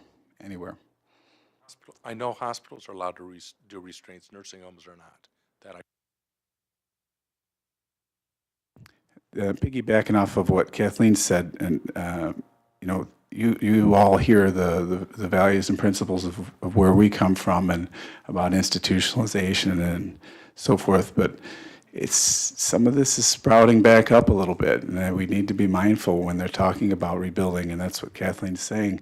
You see a facility like Carroll get rebuilt and added beds, and another hospital in the northern part of the state, and balancing that piece of need versus that piece of going a little over the top and adding into that perspective. There are folks that are talking, I've seen it in the media, and you'll see it out there if you look for it, where they're talking about things are worse since we deinstitutionalized, and keep that on our radar, because that's certainly not where we want to go. Well, questions for you. Jonathan kind of started the ball rolling where I was going as well. I was wondering if in your discussions there was any increase in the recognition or movement toward better addressing access for people with intellectual and developmental disabilities in this environment, in the psychiatric setting.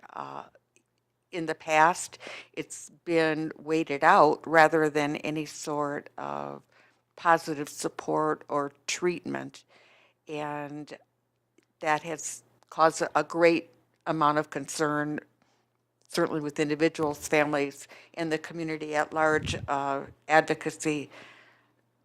It doesn't seem like there's quite the amount of movement I would prefer to see, because, like I said, it just ends up being what you addressed, more of a holding pattern than an outcome-based set of, I don't know, treatments or actually getting the right professional to intervene. Yeah, there's been a couple things that have occurred.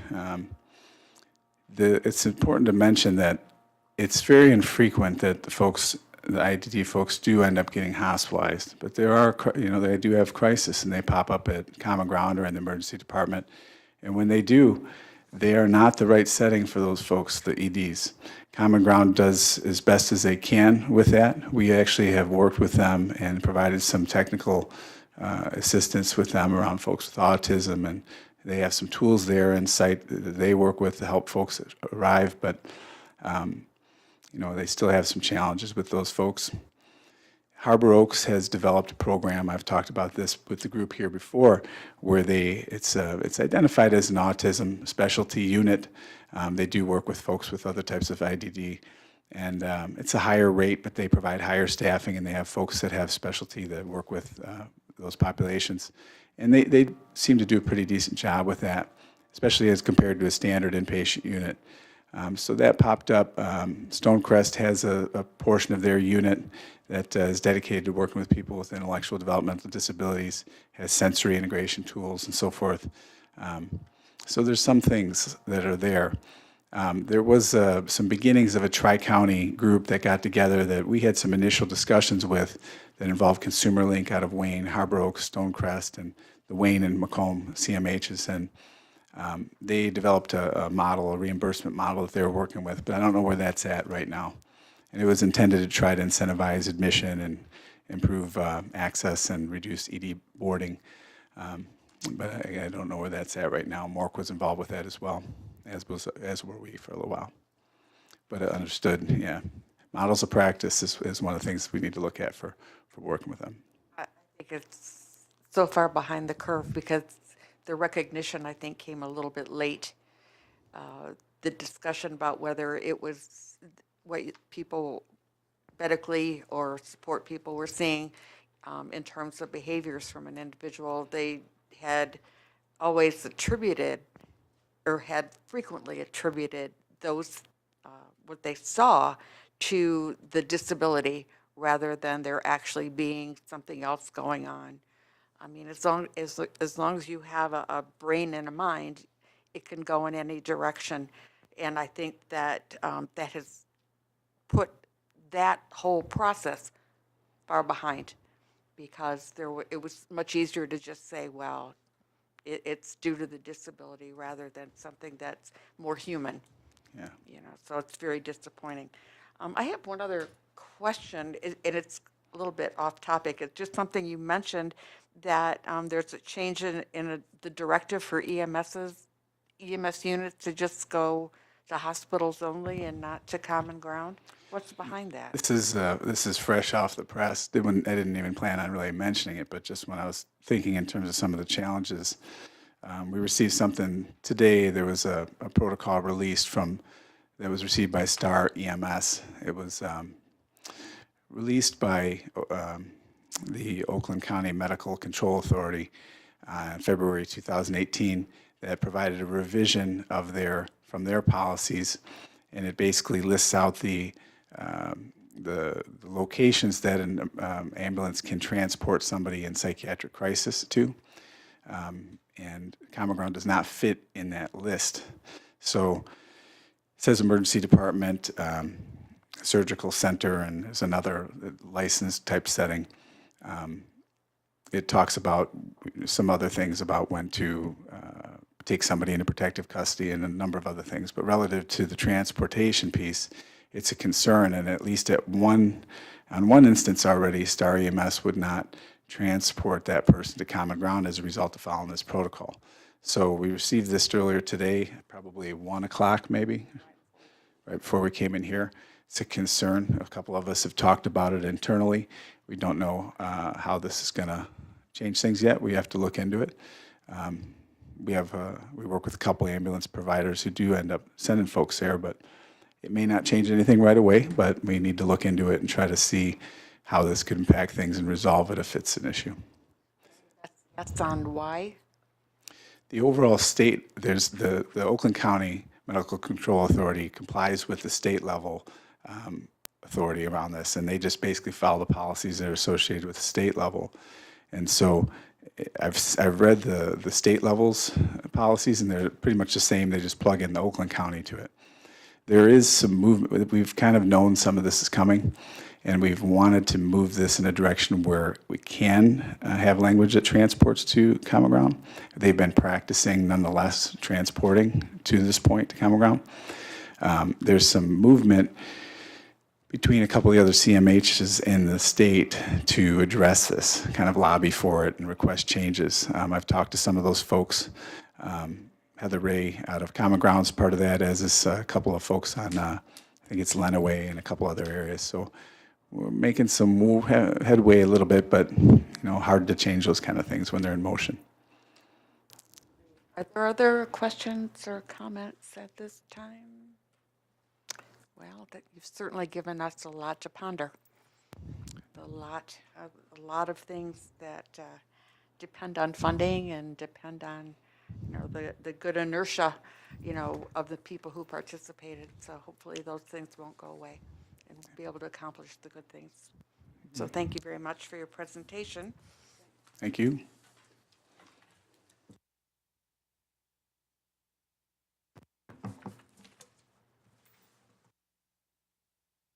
Our next presentation is on residential recovery.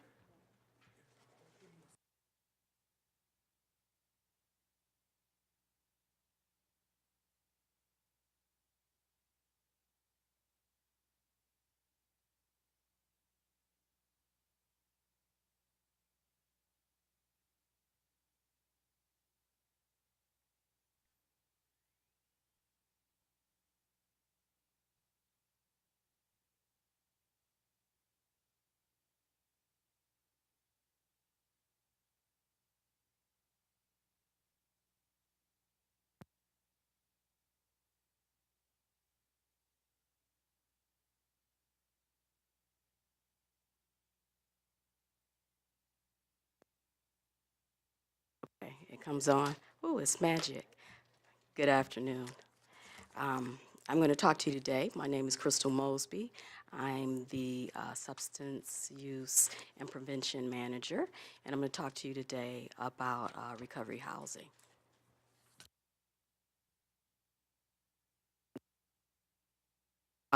You'll be hearing more about recovering housing, so we felt this was something that you needed to be abreast upon. Recovering from addiction to alcohol and other drugs is defined as a dynamic change process through which individuals improve their health and wellness and live self-directed lives and strive to reach their full potential. In other words, recovery is not solely based on abstinence from using drugs and alcohol, but involves improved functioning across all sectors of a person's life, such as work, physical health, and relationships with friends and family. One essential resource that enables individuals to achieve and maintain a life in recovery is recovery housing. Recovery housing refers to a range of housing models that create mutually supportive communities where individuals improve their physical, their mental, spiritual, and social well-being and gain skills and resources to sustain their recovery. Recovery housing is a part of a larger continuum of housing and treatment options available to individuals in recovery from addiction. Recovery housing refers to safe, healthy, and substance-free living conditions that support individuals in recovery from addiction. While recovery residents vary widely in structure, all are centered on peer support and a connection to services that promote long-term recovery. Recovery housing benefits individuals in recovery by reinforcing a substance-free lifestyle and providing direct connections to other peers in recovery and recovery services and supports. Many residents live in recovery housings during and after or outpatient addiction treatment. Length of stay is self-determined and can last for several months to years. Residents often share resources, give experiential advice about how to access health care and social services, find employment, budget and manage finances, handle legal problems, and build life skills. Many recovery homes are organized under the leadership of a house manager and require residents to participate in a recovery program such as 12-step and other mutual aid groups. Recovery housing ranges from independent resident-run homes to staff-managed residences where clinical services are provided. The National Alliance of Recovery Residents, NAR, has classified 4 levels of recovery residences. The levels are different by the rules and organizational structures of the house and the types of services and supports that are provided within the home. Additionally, NAR provides ethical principles and measurable quality standards for operating recovery housing across 4 levels. So I'm going to talk about one recovery home that we have that's in Milford, which is the reason why we wanted to bring up recovery housing. It's called It Is Possible Milford Recovery Housing. It is possible recovery homes in Milford have a master's level social worker that is the house manager and on call 24 hours a day. People with long-term recovery provide support to individuals. Residents are involved in outpatient treatment, meeting regularly with recovery coaches, case managers, engaging in yoga, and receiving psychiatric services if needed. While individuals have the choice of what outpatient treatment facility they wish to receive services, it is possible recovery homes are in walking distance to Milford counseling if transportation is an issue. The 5 homes that receive funding from the Oakland Community Health Network are extremely well run and strictly adhere to level 2 NAR standards. And those NAR standards are also in your package as well, so you can take a look at those. Outlined by their contractual agreement within OCHN. There have been no issues in 5 years, and the recovery homes we had a positive impact on the lives of the many people we serve. Christine is here because, Burke is here because Christine Nicholas and Christine Burke had an opportunity, which she will discuss, at a meeting that they were at in Milford regarding recovery housing. One thing I want to say, a lot of us know probably recovery housing is three-quarter houses, if you've ever heard that term. They're wonderful, I say that. That's how I personally started my career.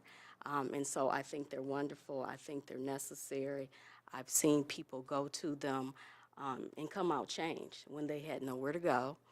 They may not have had the correct supports and services, but they had an outlet, and they had peers, and they had themselves in these homes. So I'm very much an advocate, worked in one for many years, and it's where I got my start and really kind of cut my teeth and learned about recovery as a whole from those who knew it best and had recovered. So Christine is going to tell you about the visit they had to a meeting recently. Hello, how are you? The issue regarding the recovery as possible homes really started because of a zoning request that was put in to rezone a home. The home did not meet the criteria, and during that conversation, it was brought up there were a number of sober support homes in Milford. And I really got the sense at the meeting that the council is not opposed to having the homes in their area, and they were supportive of our work. I think that their real concern was, do we have any criteria as a council in place for these types of services, both to protect the people who live in the homes and the community? There were about 100 people who showed up, advocates, to speak. However, they have a different format. Their agenda item, only the presenter and the council members can speak. There's an opportunity for public comment, but you aren't allowed to talk about anything that was on the agenda. So the only people who were able to speak that day were Christina and Rhett. What they ended up deciding is that they will probably move this conversation to their planning commission, and this was really encouraged by their legal counsel in terms of discussing what criteria would be in place, what oversight is in place. Our plan was to really discuss the contracts that we have with this agency, and Christina and I both were reached out to by the council the following day, and they asked for our contract information. We're going to encourage them, instead of duplicating the efforts, to whatever they put in place, maybe associated, align us with, if you have sober support homes in your community, we would like to know that they're supported by the public mental health system. They seemed receptive to that conversation. I know that the residents in the homes are somewhat fearful, and the advocates in the area, and Christina and I have committed to attend the meetings with them, support them in their presentations. But again, as we ended the meeting, several council members said they didn't really feel the need to limit the number of people who lived in the home, and they really just wanted to explore this from a planning perspective. And even though this particular organization has a wonderful history in the community, what if another organization came in that maybe wasn't associated with the public mental health system? Would they see the same outcomes? And so I think they're looking for consistency in the community. End of the report, you can kind of read what happened, but I thought it was going to be more important for you to hear someone that was actually at the meeting. So this is going to be something, I'm sure, it's not going away, because we would like to engage in trying to make sure that we have some other recovery housing initiatives moving forward. And so we just wanted to make sure that you were well aware of the things that were going on right now.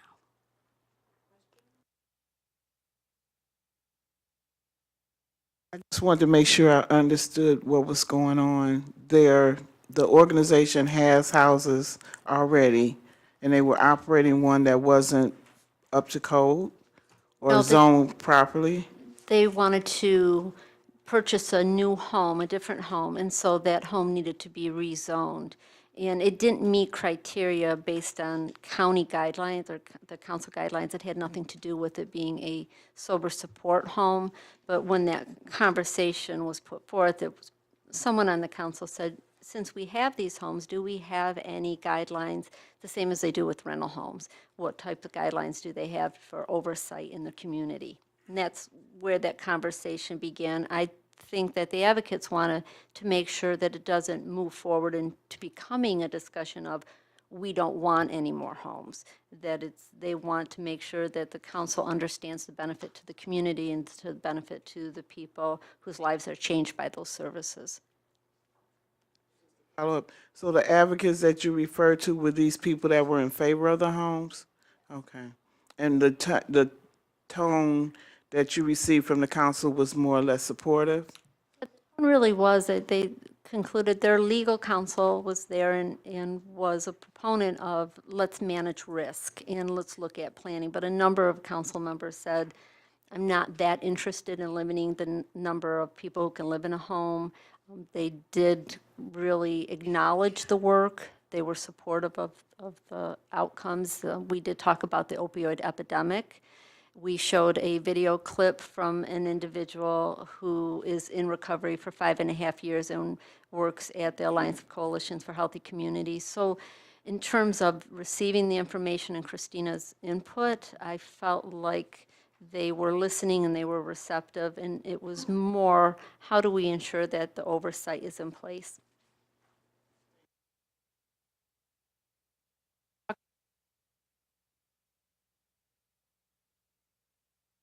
Actually a direct care worker. So I was in a program actually in Virginia, and actually prisoners would come out of a prison and they came to this facility. It was a 90-day program, and they were in prison and they were also in recovery. And so there, I was a counselor. I did whatever they need. I helped them whatever resource for physical, trying to find housing and employment. And so they could stay there in this particular one for 90 days. It was kind of a special program, but basically that's what it was. It was a recovery home for returning citizens, actually. And so they sent them from all over the country, which was pretty neat. They sent them from all over the country, and they had them come. And it was peer-run as well as there were professional counselors. So I got to see that it really is worthwhile, and it gives people a extra hand up.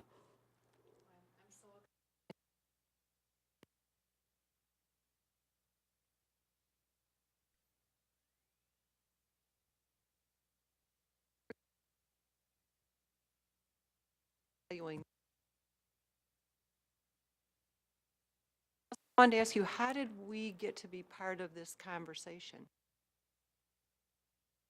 Yes, we did, because we actually fund them. They're one of our funded partners.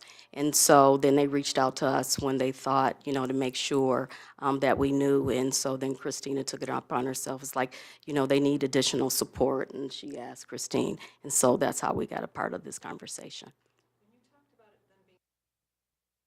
Yeah, that's usually, I think that's, I'm dating myself, but I think that's pretty much what they were called many years ago, that a lot of people know the name by. Yeah, it's like I said, I kind of before the getting into a home, the 3/4, so you're kind of going there for a certain length of time. So I'm not saying I understand that, but it pretty much was that name from when I knew it. You're welcome, and thank you. Good for you in your endeavors. But I would think that it had gone to the Planning Commission before it went to the council, did it? No, it did not. Normally, the step, and Mary could probably be well-versed on this one, doesn't it normally go to the Planning Commission before? Depends upon the municipality, how active their planning commission is, and some of the smaller communities, their planning commission is part of their council is on the planning commission. Some of these smaller communities, as you know, even their zoning board of appeals is their own council. So, in fact, I'm slipping a note with my phone number that if I can be of assistance in telling you how to draft language and give some direction as to what might help, I'm happy to do that. sometimes it'll go in front of the planning and sometimes not, especially if they're looking at an area that's not regulated at all. And so I can see why Mr. Baker was jumping up to say, let's be careful, but there's certainly ways to get them to understand this is nothing that has to be over-regulated. Unlike some of the other properties, like you said, the rental, that there's not some of the risk factors. And I understand what he's saying, but I think there's a way around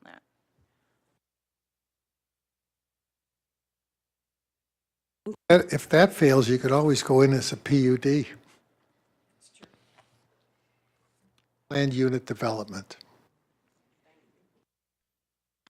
PUD doesn't really sound all that good.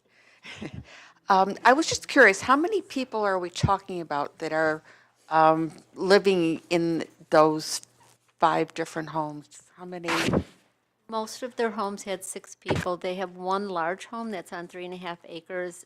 There are 18 people who live in that room. There are 7 bedrooms. I think they were very clear in saying they don't overcrowd their homes. There are no bunk beds in the homes. So the council also asked that question, and they seem satisfied with that answer. So overall, we're talking 18 plus 25? There was 30? 42 Okay. people, I thought they mentioned that number. Some of those people, you know, they live there for 6 months. Some people live for 2 years, depending on how they are progressing in their recovery. Hoping that the community and the council stay as open as they appear to be, because many stories in the past where restrictions come from nowhere. And I think that I think today identified a couple slippery slopes that are kind of on the horizon that we need to be aware of and prepared for. So Owners of the homes were very clear when they said when people have to wait for to be admitted or to be allowed to move into the homes, that their lives are at risk. It's a very sensitive time in their recovery. and that can be a double-edged sword when the community hears that. It just pays to stay 2 or 3 steps ahead so that we're ready, because it's so important that it work. So thank you. Judy? It's very, Judy? oh, I'm sorry. You know, you said there were 100 people there? Oh, yeah, the room was full. Most of them were in favor? Everyone in the room was in favor. But that sounds like 100 votes for the council members. I can't imagine them turning you down. I would hope they'd have a little bit more on the line than just their vote. Doing the right thing the right way is very, very encouraging. Right. Thank you again. Appreciate the information. Our next item on the agenda is building utilization. Many of the conversations we had during discussions about the move to this building included community engagement, community involvement, and we did reference our hopes of expanding the use of the building where we would rent venues before and maybe collaborate more with our community partners. And now that we're here and we've hosted 2 events, I think, we thought it would be a good opportunity just to make the board aware of our plans for the year, and also when we're looking at our past experiences with training, with public events, how we hope to transition to this building. We went right to the end. Now we're going back to the beginning.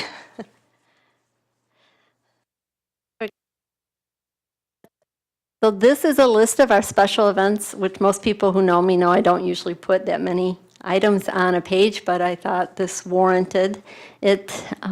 This is our base list. We start with this list every year. I can tell you we add between 1 or 2 events a month.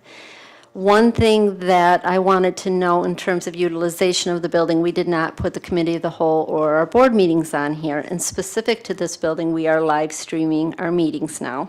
So our first meeting was the board meeting, last board meeting. We had 85 people who watched the board meeting live, and we had another 80 or so who watched it afterward.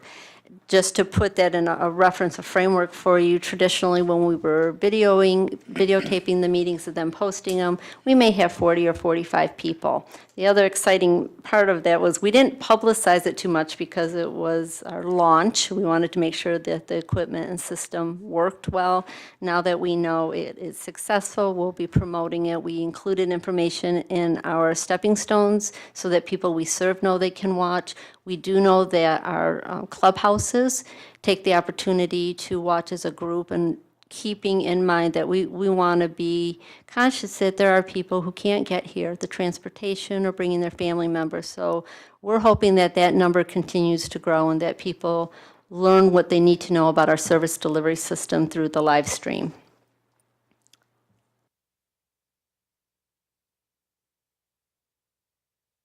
These are the 4 groups so far who have asked to use the building. The department, New Gateways, asked to hold a parent meeting here. Oakland Schools has actually asked 3 times for 3 different events, and then the Health Division has asked to utilize the building for trainings and for other events that we collaborate with. Or do you want to wait to the end? Yeah, no question.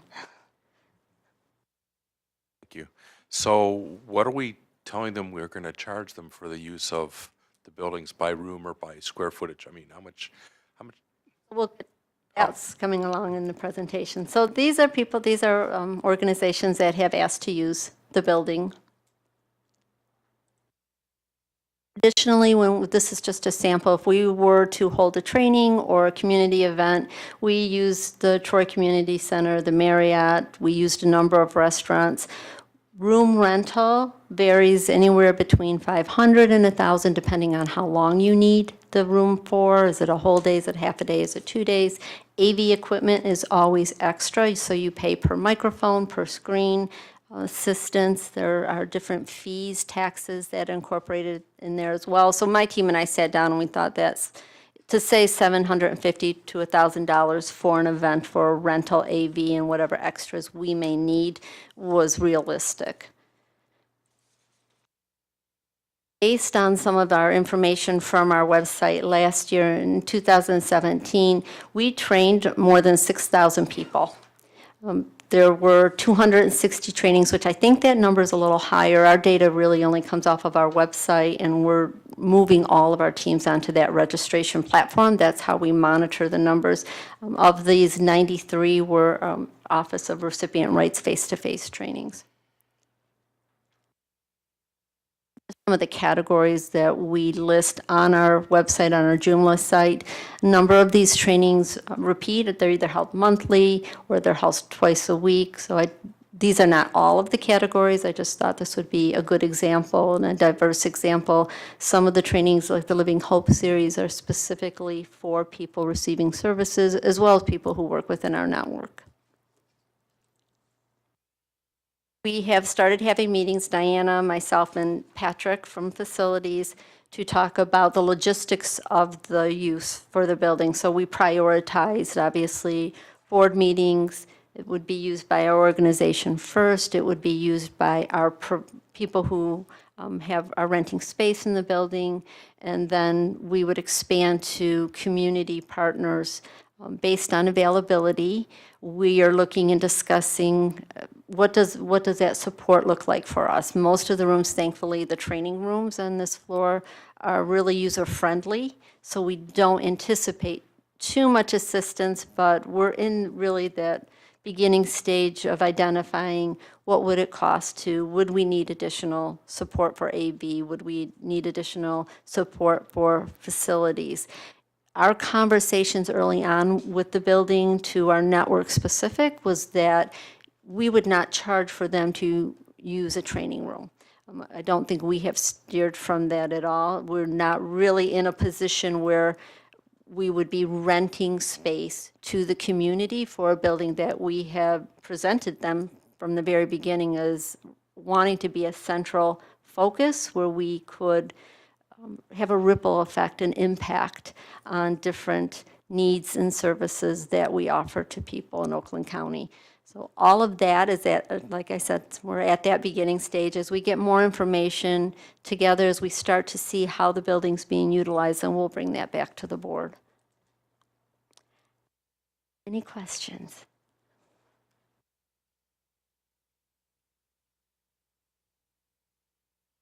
Oh, now that you've said that it's, there's a price for the hotels, I didn't, what are we gonna rent these community spaces out for? We aren't renting the spaces out to our network or any of our community partners, and right now, those are the only people that we're allowing to utilize the training rooms. And that was a commitment we made early on to our providers and to our community partners, that we would use this space as a benefit to the community. The reason I ask is we had talked about doing that, it would save us money for renting, instead of renting from hotels, sure. But also when we built the crisis center, we had that huge multi-purpose room that was going to get used and we were going to benefit from it too. And it was almost always booked, so we never got to benefit, never got to use it. So The list I talked about prioritizing, so use of this building will be prioritized first for the board, then next for OCHN specific, so all of our events will be booked.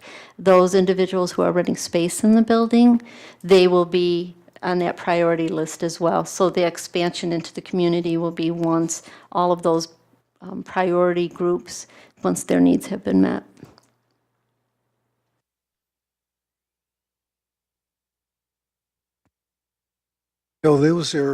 These are all wonderful, wonderful way to use the first floor. They're in and out type users, and that was represented to us when we all signed up for this program. But there were a lot of other representations that were made, and if you could just bring us up to date on these. For example, one of the representations was, to quote, potential lease revenue, return on investment, $200,000 monthly and $2.4 million annually. Results in revenue net gain and increase in services. The break-even point is only 25% occupancy rate. So we all know that that is not happening. How do we as a board find out what the effect is going to be on our operating costs? And I know you're going to have to go back and get this information, but I'm making it known to the board, and I think that you should use whatever resources you can to help us understand this. The other representation was the reason for this building. We were unable to fill the needed positions because of space in the other building. 114 to current, which I don't know what it is for this building. However, what assurances can we rely on now that we are not adding levels of management, which was the reason used for this building? And I say that because I don't see any increases in revenue and also increases in dollars coming down from the state. So from my perspective, my presentation was really just community engagement and community involvement. I do know that Anya has a presentation planned for the board meeting that she will be addressing those concerns. Okay, and just to be fair with Anya, I'll be glad to give her those concerns ahead of time.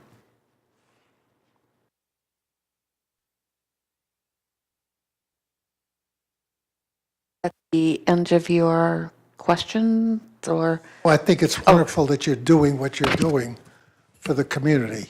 It was all part of our plan, and it certainly helps all of the people that we're providing. And I think it's important to remember when we look at this building, what happens here doesn't stay here, that the impact really has a ripple effect into the lives of the residents of this county. And so when we have meetings, when we have training sessions, when we have events, you see the outcomes based on billboards and bus ads and Imagine Theater advertisements promoting suicide prevention and substance use prevention and access to help. Help in all of those ideas begin with the events and the meetings that we have here.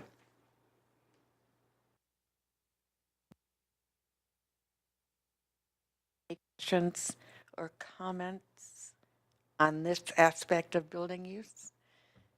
Okay. Or Anya's presentation.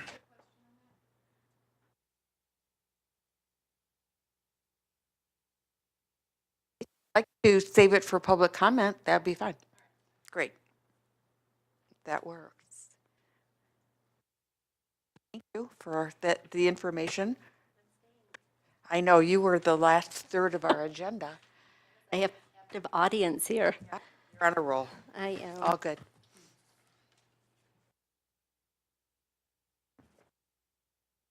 Carlton is on the communications team, so I've asked him to join me because he helped plan our abilities awareness event, which was a tremendous success in our first community event.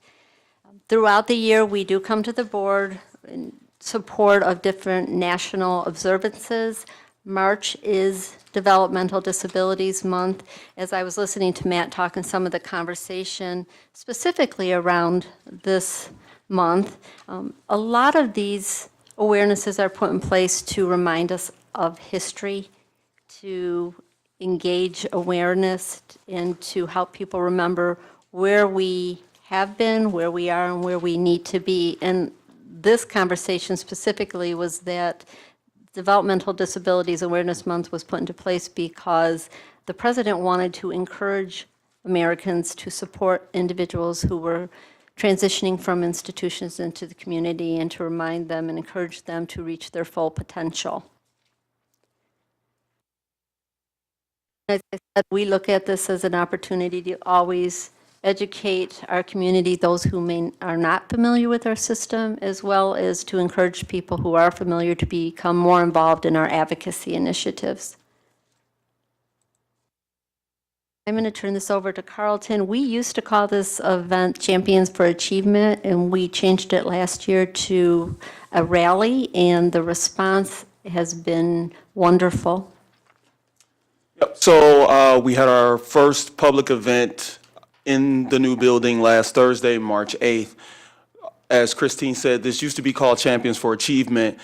Over the years, we saw attendance dwindle a little bit, so we decided to change it, update it a little bit. And so last year, we came up with the Ability Awareness Rally.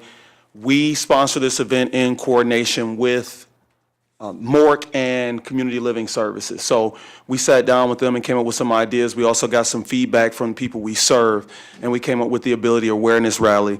And we wanted to make it more of a rally to support, still champion ability, but make it more of a rally for ability as opposed to a focus on disability. So we started that last year. This year we had a really good turnout. We had over 100 people. And we had just a wonderful event. I'll tell you a little bit about what went on that day. But Taryn Asher from Fox 2 was our MC. She was our MC last year. If you recall, a few years ago, she was going to be our MC, and she got pulled out of it because I think there was I think it was the Republican National Convention that happened downtown. And so Fox pulled her out of it, and she really felt bad about that. So last year, she wanted to come back and be our MC. And then this year, again, she requested to be our MC for the event again. So we really appreciate her doing that. It always helps us generate a little bit more buzz. And then we also had our keynote speaker, Marina Morris. I'll tell you a little bit about her in a moment. But of course, this event, as any event we have, is all about the people we serve. So this year we did crown what we call Ability Champions. We started that last year because we really wanted to recognize some individuals who really did champion ability. And these are individuals, and when we say champion ability or ability champion, these are individuals who live independently, who make their own decisions, who are out in the community inspiring others, not only by the lives that they lead, but also inspiring others to live a life of their own choosing. So we really wanted to highlight them. So we always allow Community Living Services and MORC to identify champions. And then, of course, the CLS champion was introduced by Annette Downey, who is the CEO, the Oakland County Director for CLS, and then also Lindsay Calcaterra, who is the VP of Communications and Growth for MORC. So two really outstanding individuals this year. It's always interesting for us because we meet with these individuals and talk to, I mean, these are people that we work with and serve every day, but a lot of times we don't get to hear their story. So getting an opportunity to hear their story, hear what they've overcome, hear what they've done, hear the life that they're choosing, the living independently, how those choices have came out. Because a lot of times when you're doing this job, you get disconnected, right? Because you're sitting at a desk, you're pushing paper, but we have to be reminded that what we do is about people and the people that we serve. So it's always valuable for us to hear those stories. One other thing, because Christine did just talk about having those events in this building, one thing that was very valuable is that a lot of times because we are at work, staff don't get an opportunity to drop in on the events or participate. A really big advantage of having it here in this building is that we had a number of staff, although they couldn't stay down for the whole 2-hour event, they did come down. And whether it was purchasing something from the micro enterprises or hearing some of the speaking, again, just having that reconnection of what you do matters in the lives of people. This is Marina Morris. If you're not familiar with her, Marina is a professional speaker. She's done a number of TEDx talks, done a number of talks around ability. And this was a speech she gave. It was called ABLE.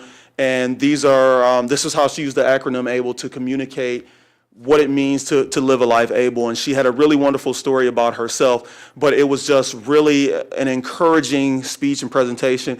And it was quite entertaining, quite funny. But I think we all walked away very inspired and moved by what she had to say and what she had to share. These are just some of the photos from the event. As you can see, we had our micro enterprises. One of the things that we really would like to re-engage in this building is strengthening our micro enterprises. We know that years ago we had quite a few active micro enterprises, and because they didn't get as many opportunities to get out and sell, some of them have gotten away from that, or it's hard to get in connect with them now. But now that we have this space, one thing we would like to do with our events is re-engage them. And so having our micro enterprises here, we had staff come down and purchase things. Of course, a number of the people from the community purchased things. Really was empowering for them. But again, another reminder for us that we're out promoting inclusion and we're out promoting making the choice of starting your own business, right? But if you're going to promote that, then you have to be willing to make purchases. You have to be willing to work or visit those businesses. So it was really great, just a great opportunity for them, and they were all very happy about the event. Again, we had over 100 people attend, and beyond just having the micro enterprises, we also had representatives from agencies that provide housing and employment for people with disabilities. So just a great chance for them to address a number of those needs in one place at one time. This was a quote that Marina shared during her presentation. We thought it was a very powerful quote, so Christine wanted to share that again with you. But again, just to give you kind of an idea of where her talk went and what our focus was with this event. And so we think it was very successful, and we think that it was very impactful, again, for the people we serve, also the staff and the visitors from the community that came to be a part of that event. And although our event is over, this does not end our efforts for Developmental Disabilities Awareness Month. We, of course, will be engaging on social media, keeping that campaign going throughout the month. So this was just the end of our big event for the month, but does not end our efforts.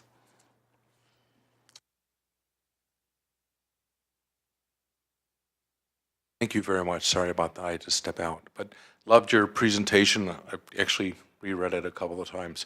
I'm really excited about the idea of the micro enterprises and the community involvement. And I wondered, especially because we've got Friedman trying to lease our 2 floors, but they manage all the buildings in basically in this super complex. When we have another one of those days, if they could promote that, then possibly we'd get traffic from people that work in these other buildings that might come in and purchase. Absolutely, that's a great idea. Along those same lines, 100 people coming to, I think it's substantial. I was wondering how you went about promoting it, the Oakland Press or flyers or? Combination, we do circulate flyers, emails, social media, and then the Oakland Press ran an article for us a few days before the event.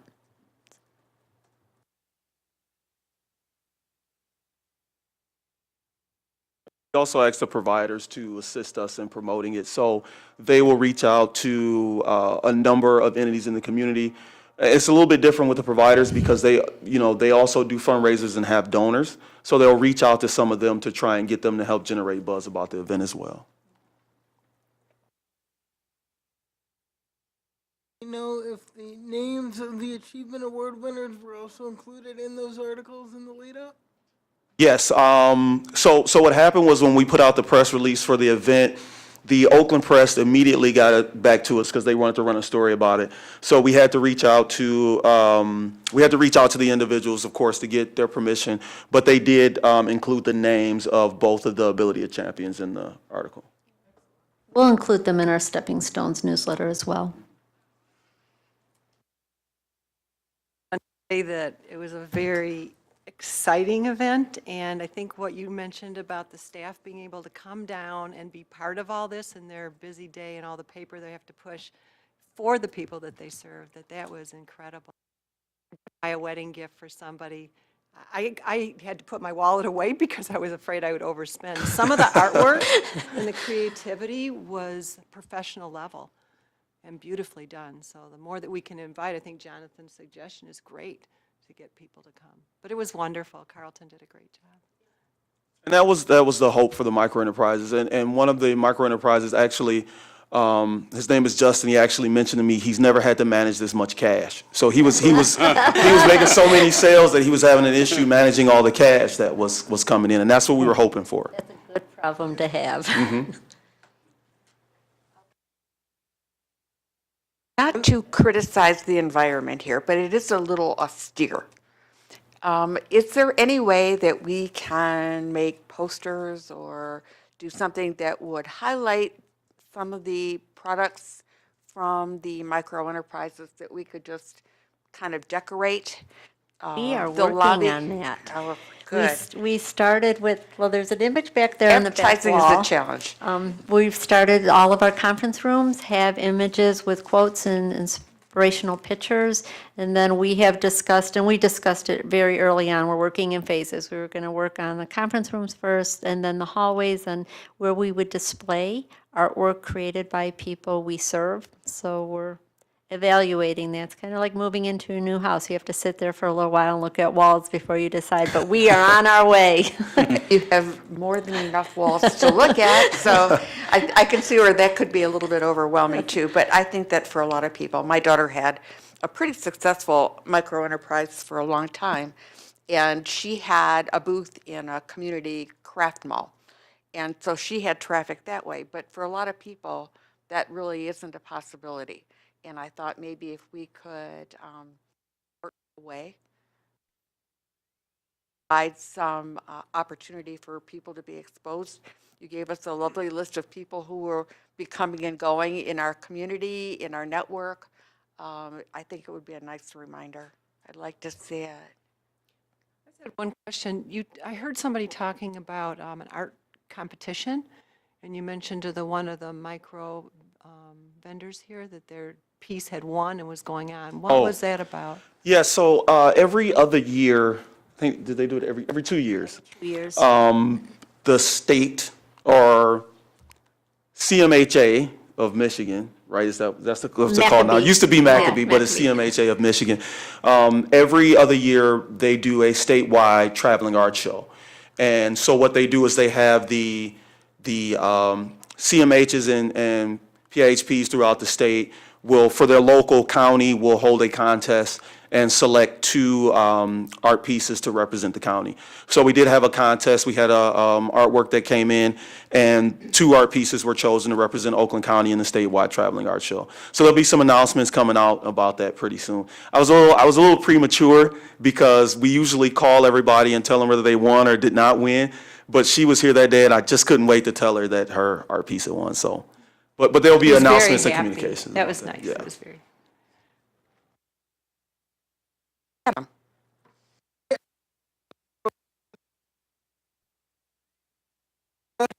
Micro enterprises were included in that day last week. We had 6 micro enterprises.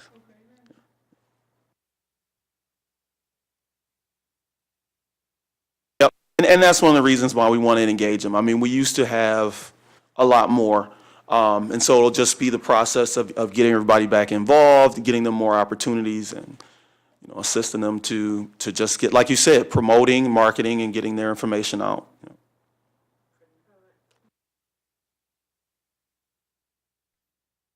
That aspect of your presentation.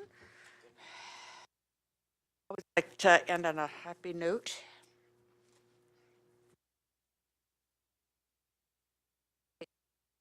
Our second opportunity for public comment. Is there anyone who'd like to speak at this time? Fred?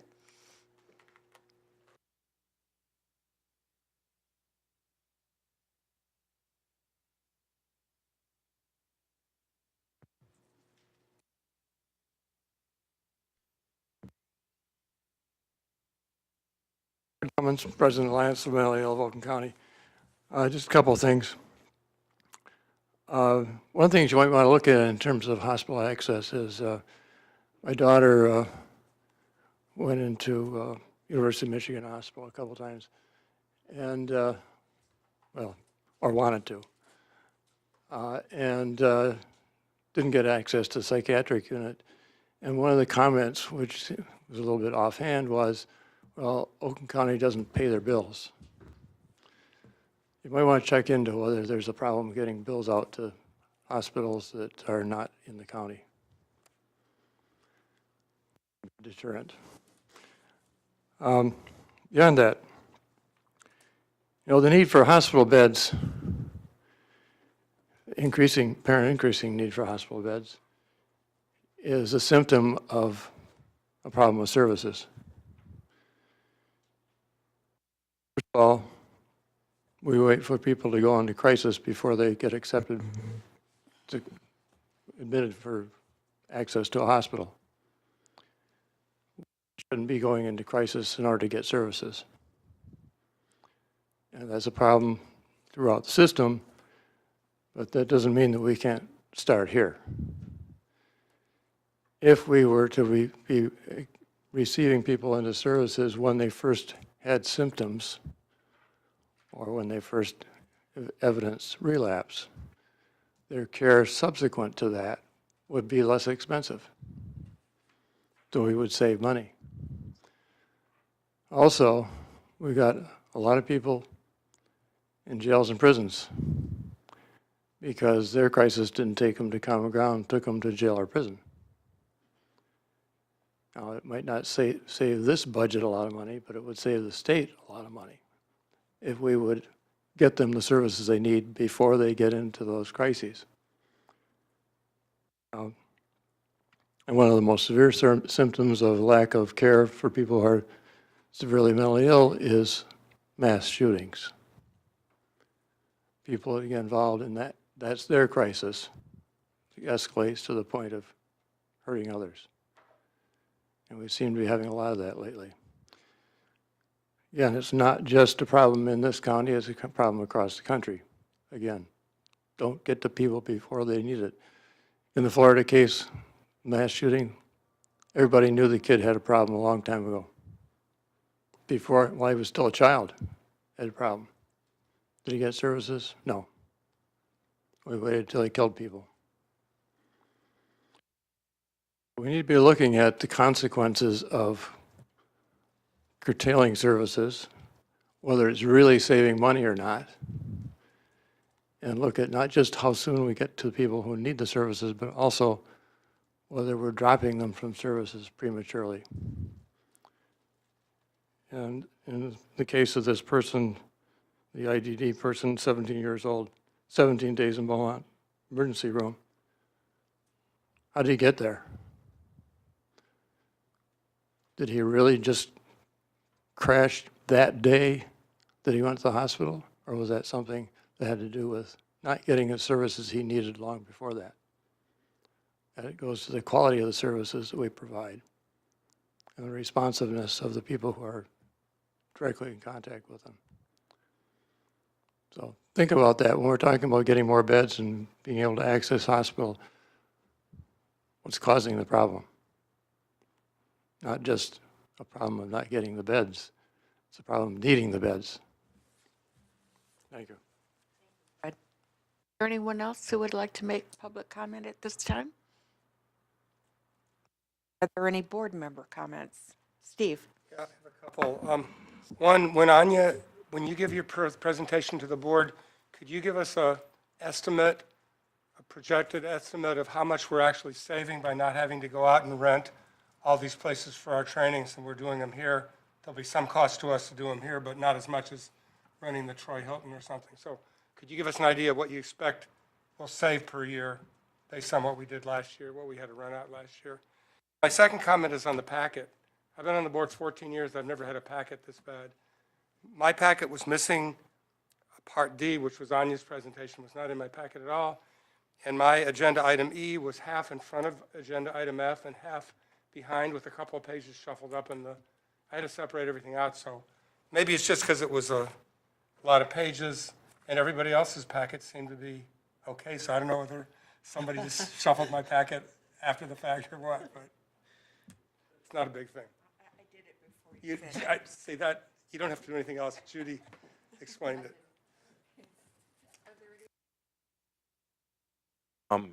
If that's a topic for our next board meeting is the buildings and all that, I forwarded you, Diana, Anya, and Sid and Betty a bunch of questions or line item items for those topics. So at least they would be the questions I would normally kind of ask. So if you guys know what they are, you'll have the answers before I ask them. So. Not a comment, it's a question. The young lady in the audience wanted to ask a question. I don't know if you missed the opportunity. When we call for public comment, that was your opportunity, that's why I wanted to bring it up. You can ask your question, come to the table and tell us who you are and ask your question. I don't want you to go away.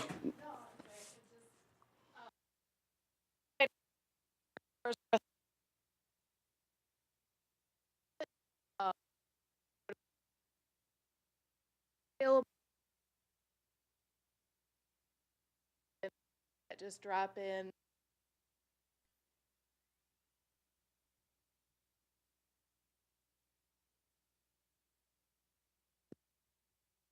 Intervene on your way out and give you a link. Christine said she would do that. Thank you for asking. Anyone else? Any other board member comments? If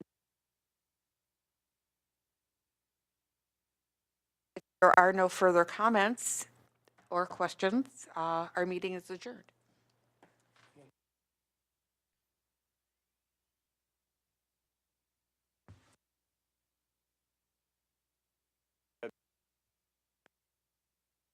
Please.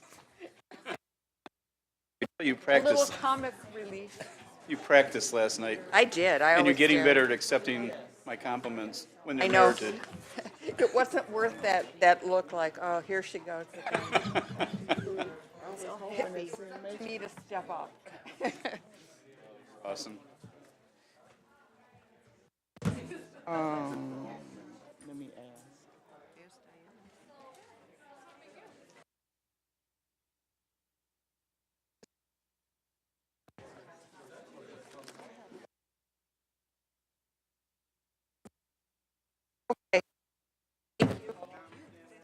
Reminder, never pay any attention. I'll be honest.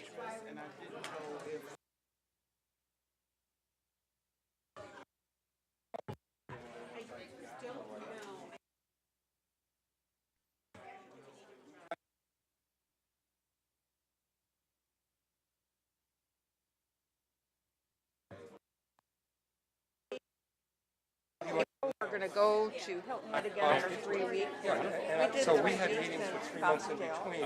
And things came up we didn't And expect. the January, first couple weeks. That's of summer. January. That's summer.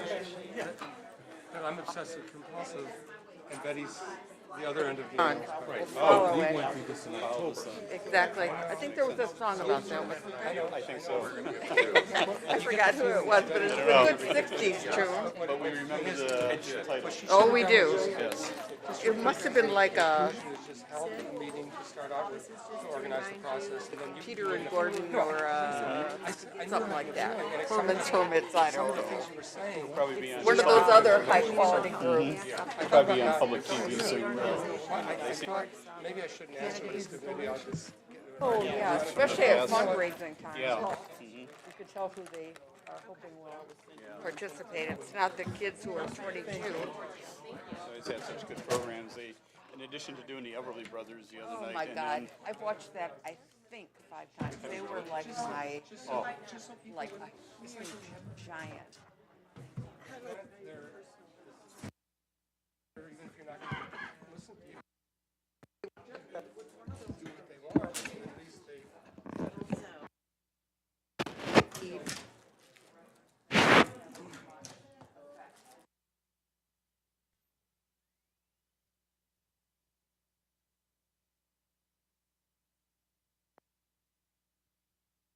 I don't know.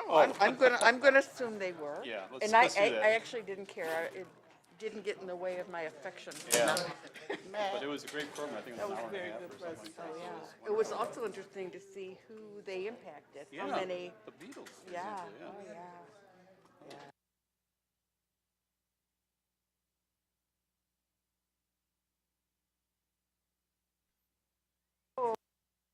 When it was or something. Yeah, like that. remember when? Or Yeah, Remember When, yeah. That's a good one.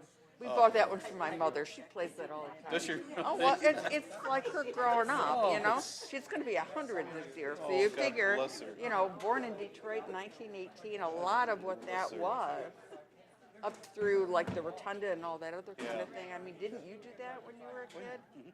I used to, somebody was talking about this on that program, is they used to get on, I was too young for the trolley, but I would get on the bus, like on Saturday morning, and just ride around the city of Detroit, you know, for like a nickel, you know, and I just know. loved doing it. I You didn't never worry went about on a streetcar? Huh? No. They I just- did. They weren't, I did, and we're the same age. So don't pretend you're not old enough. well, I don't know what My I was. mother didn't drive, Uh-huh.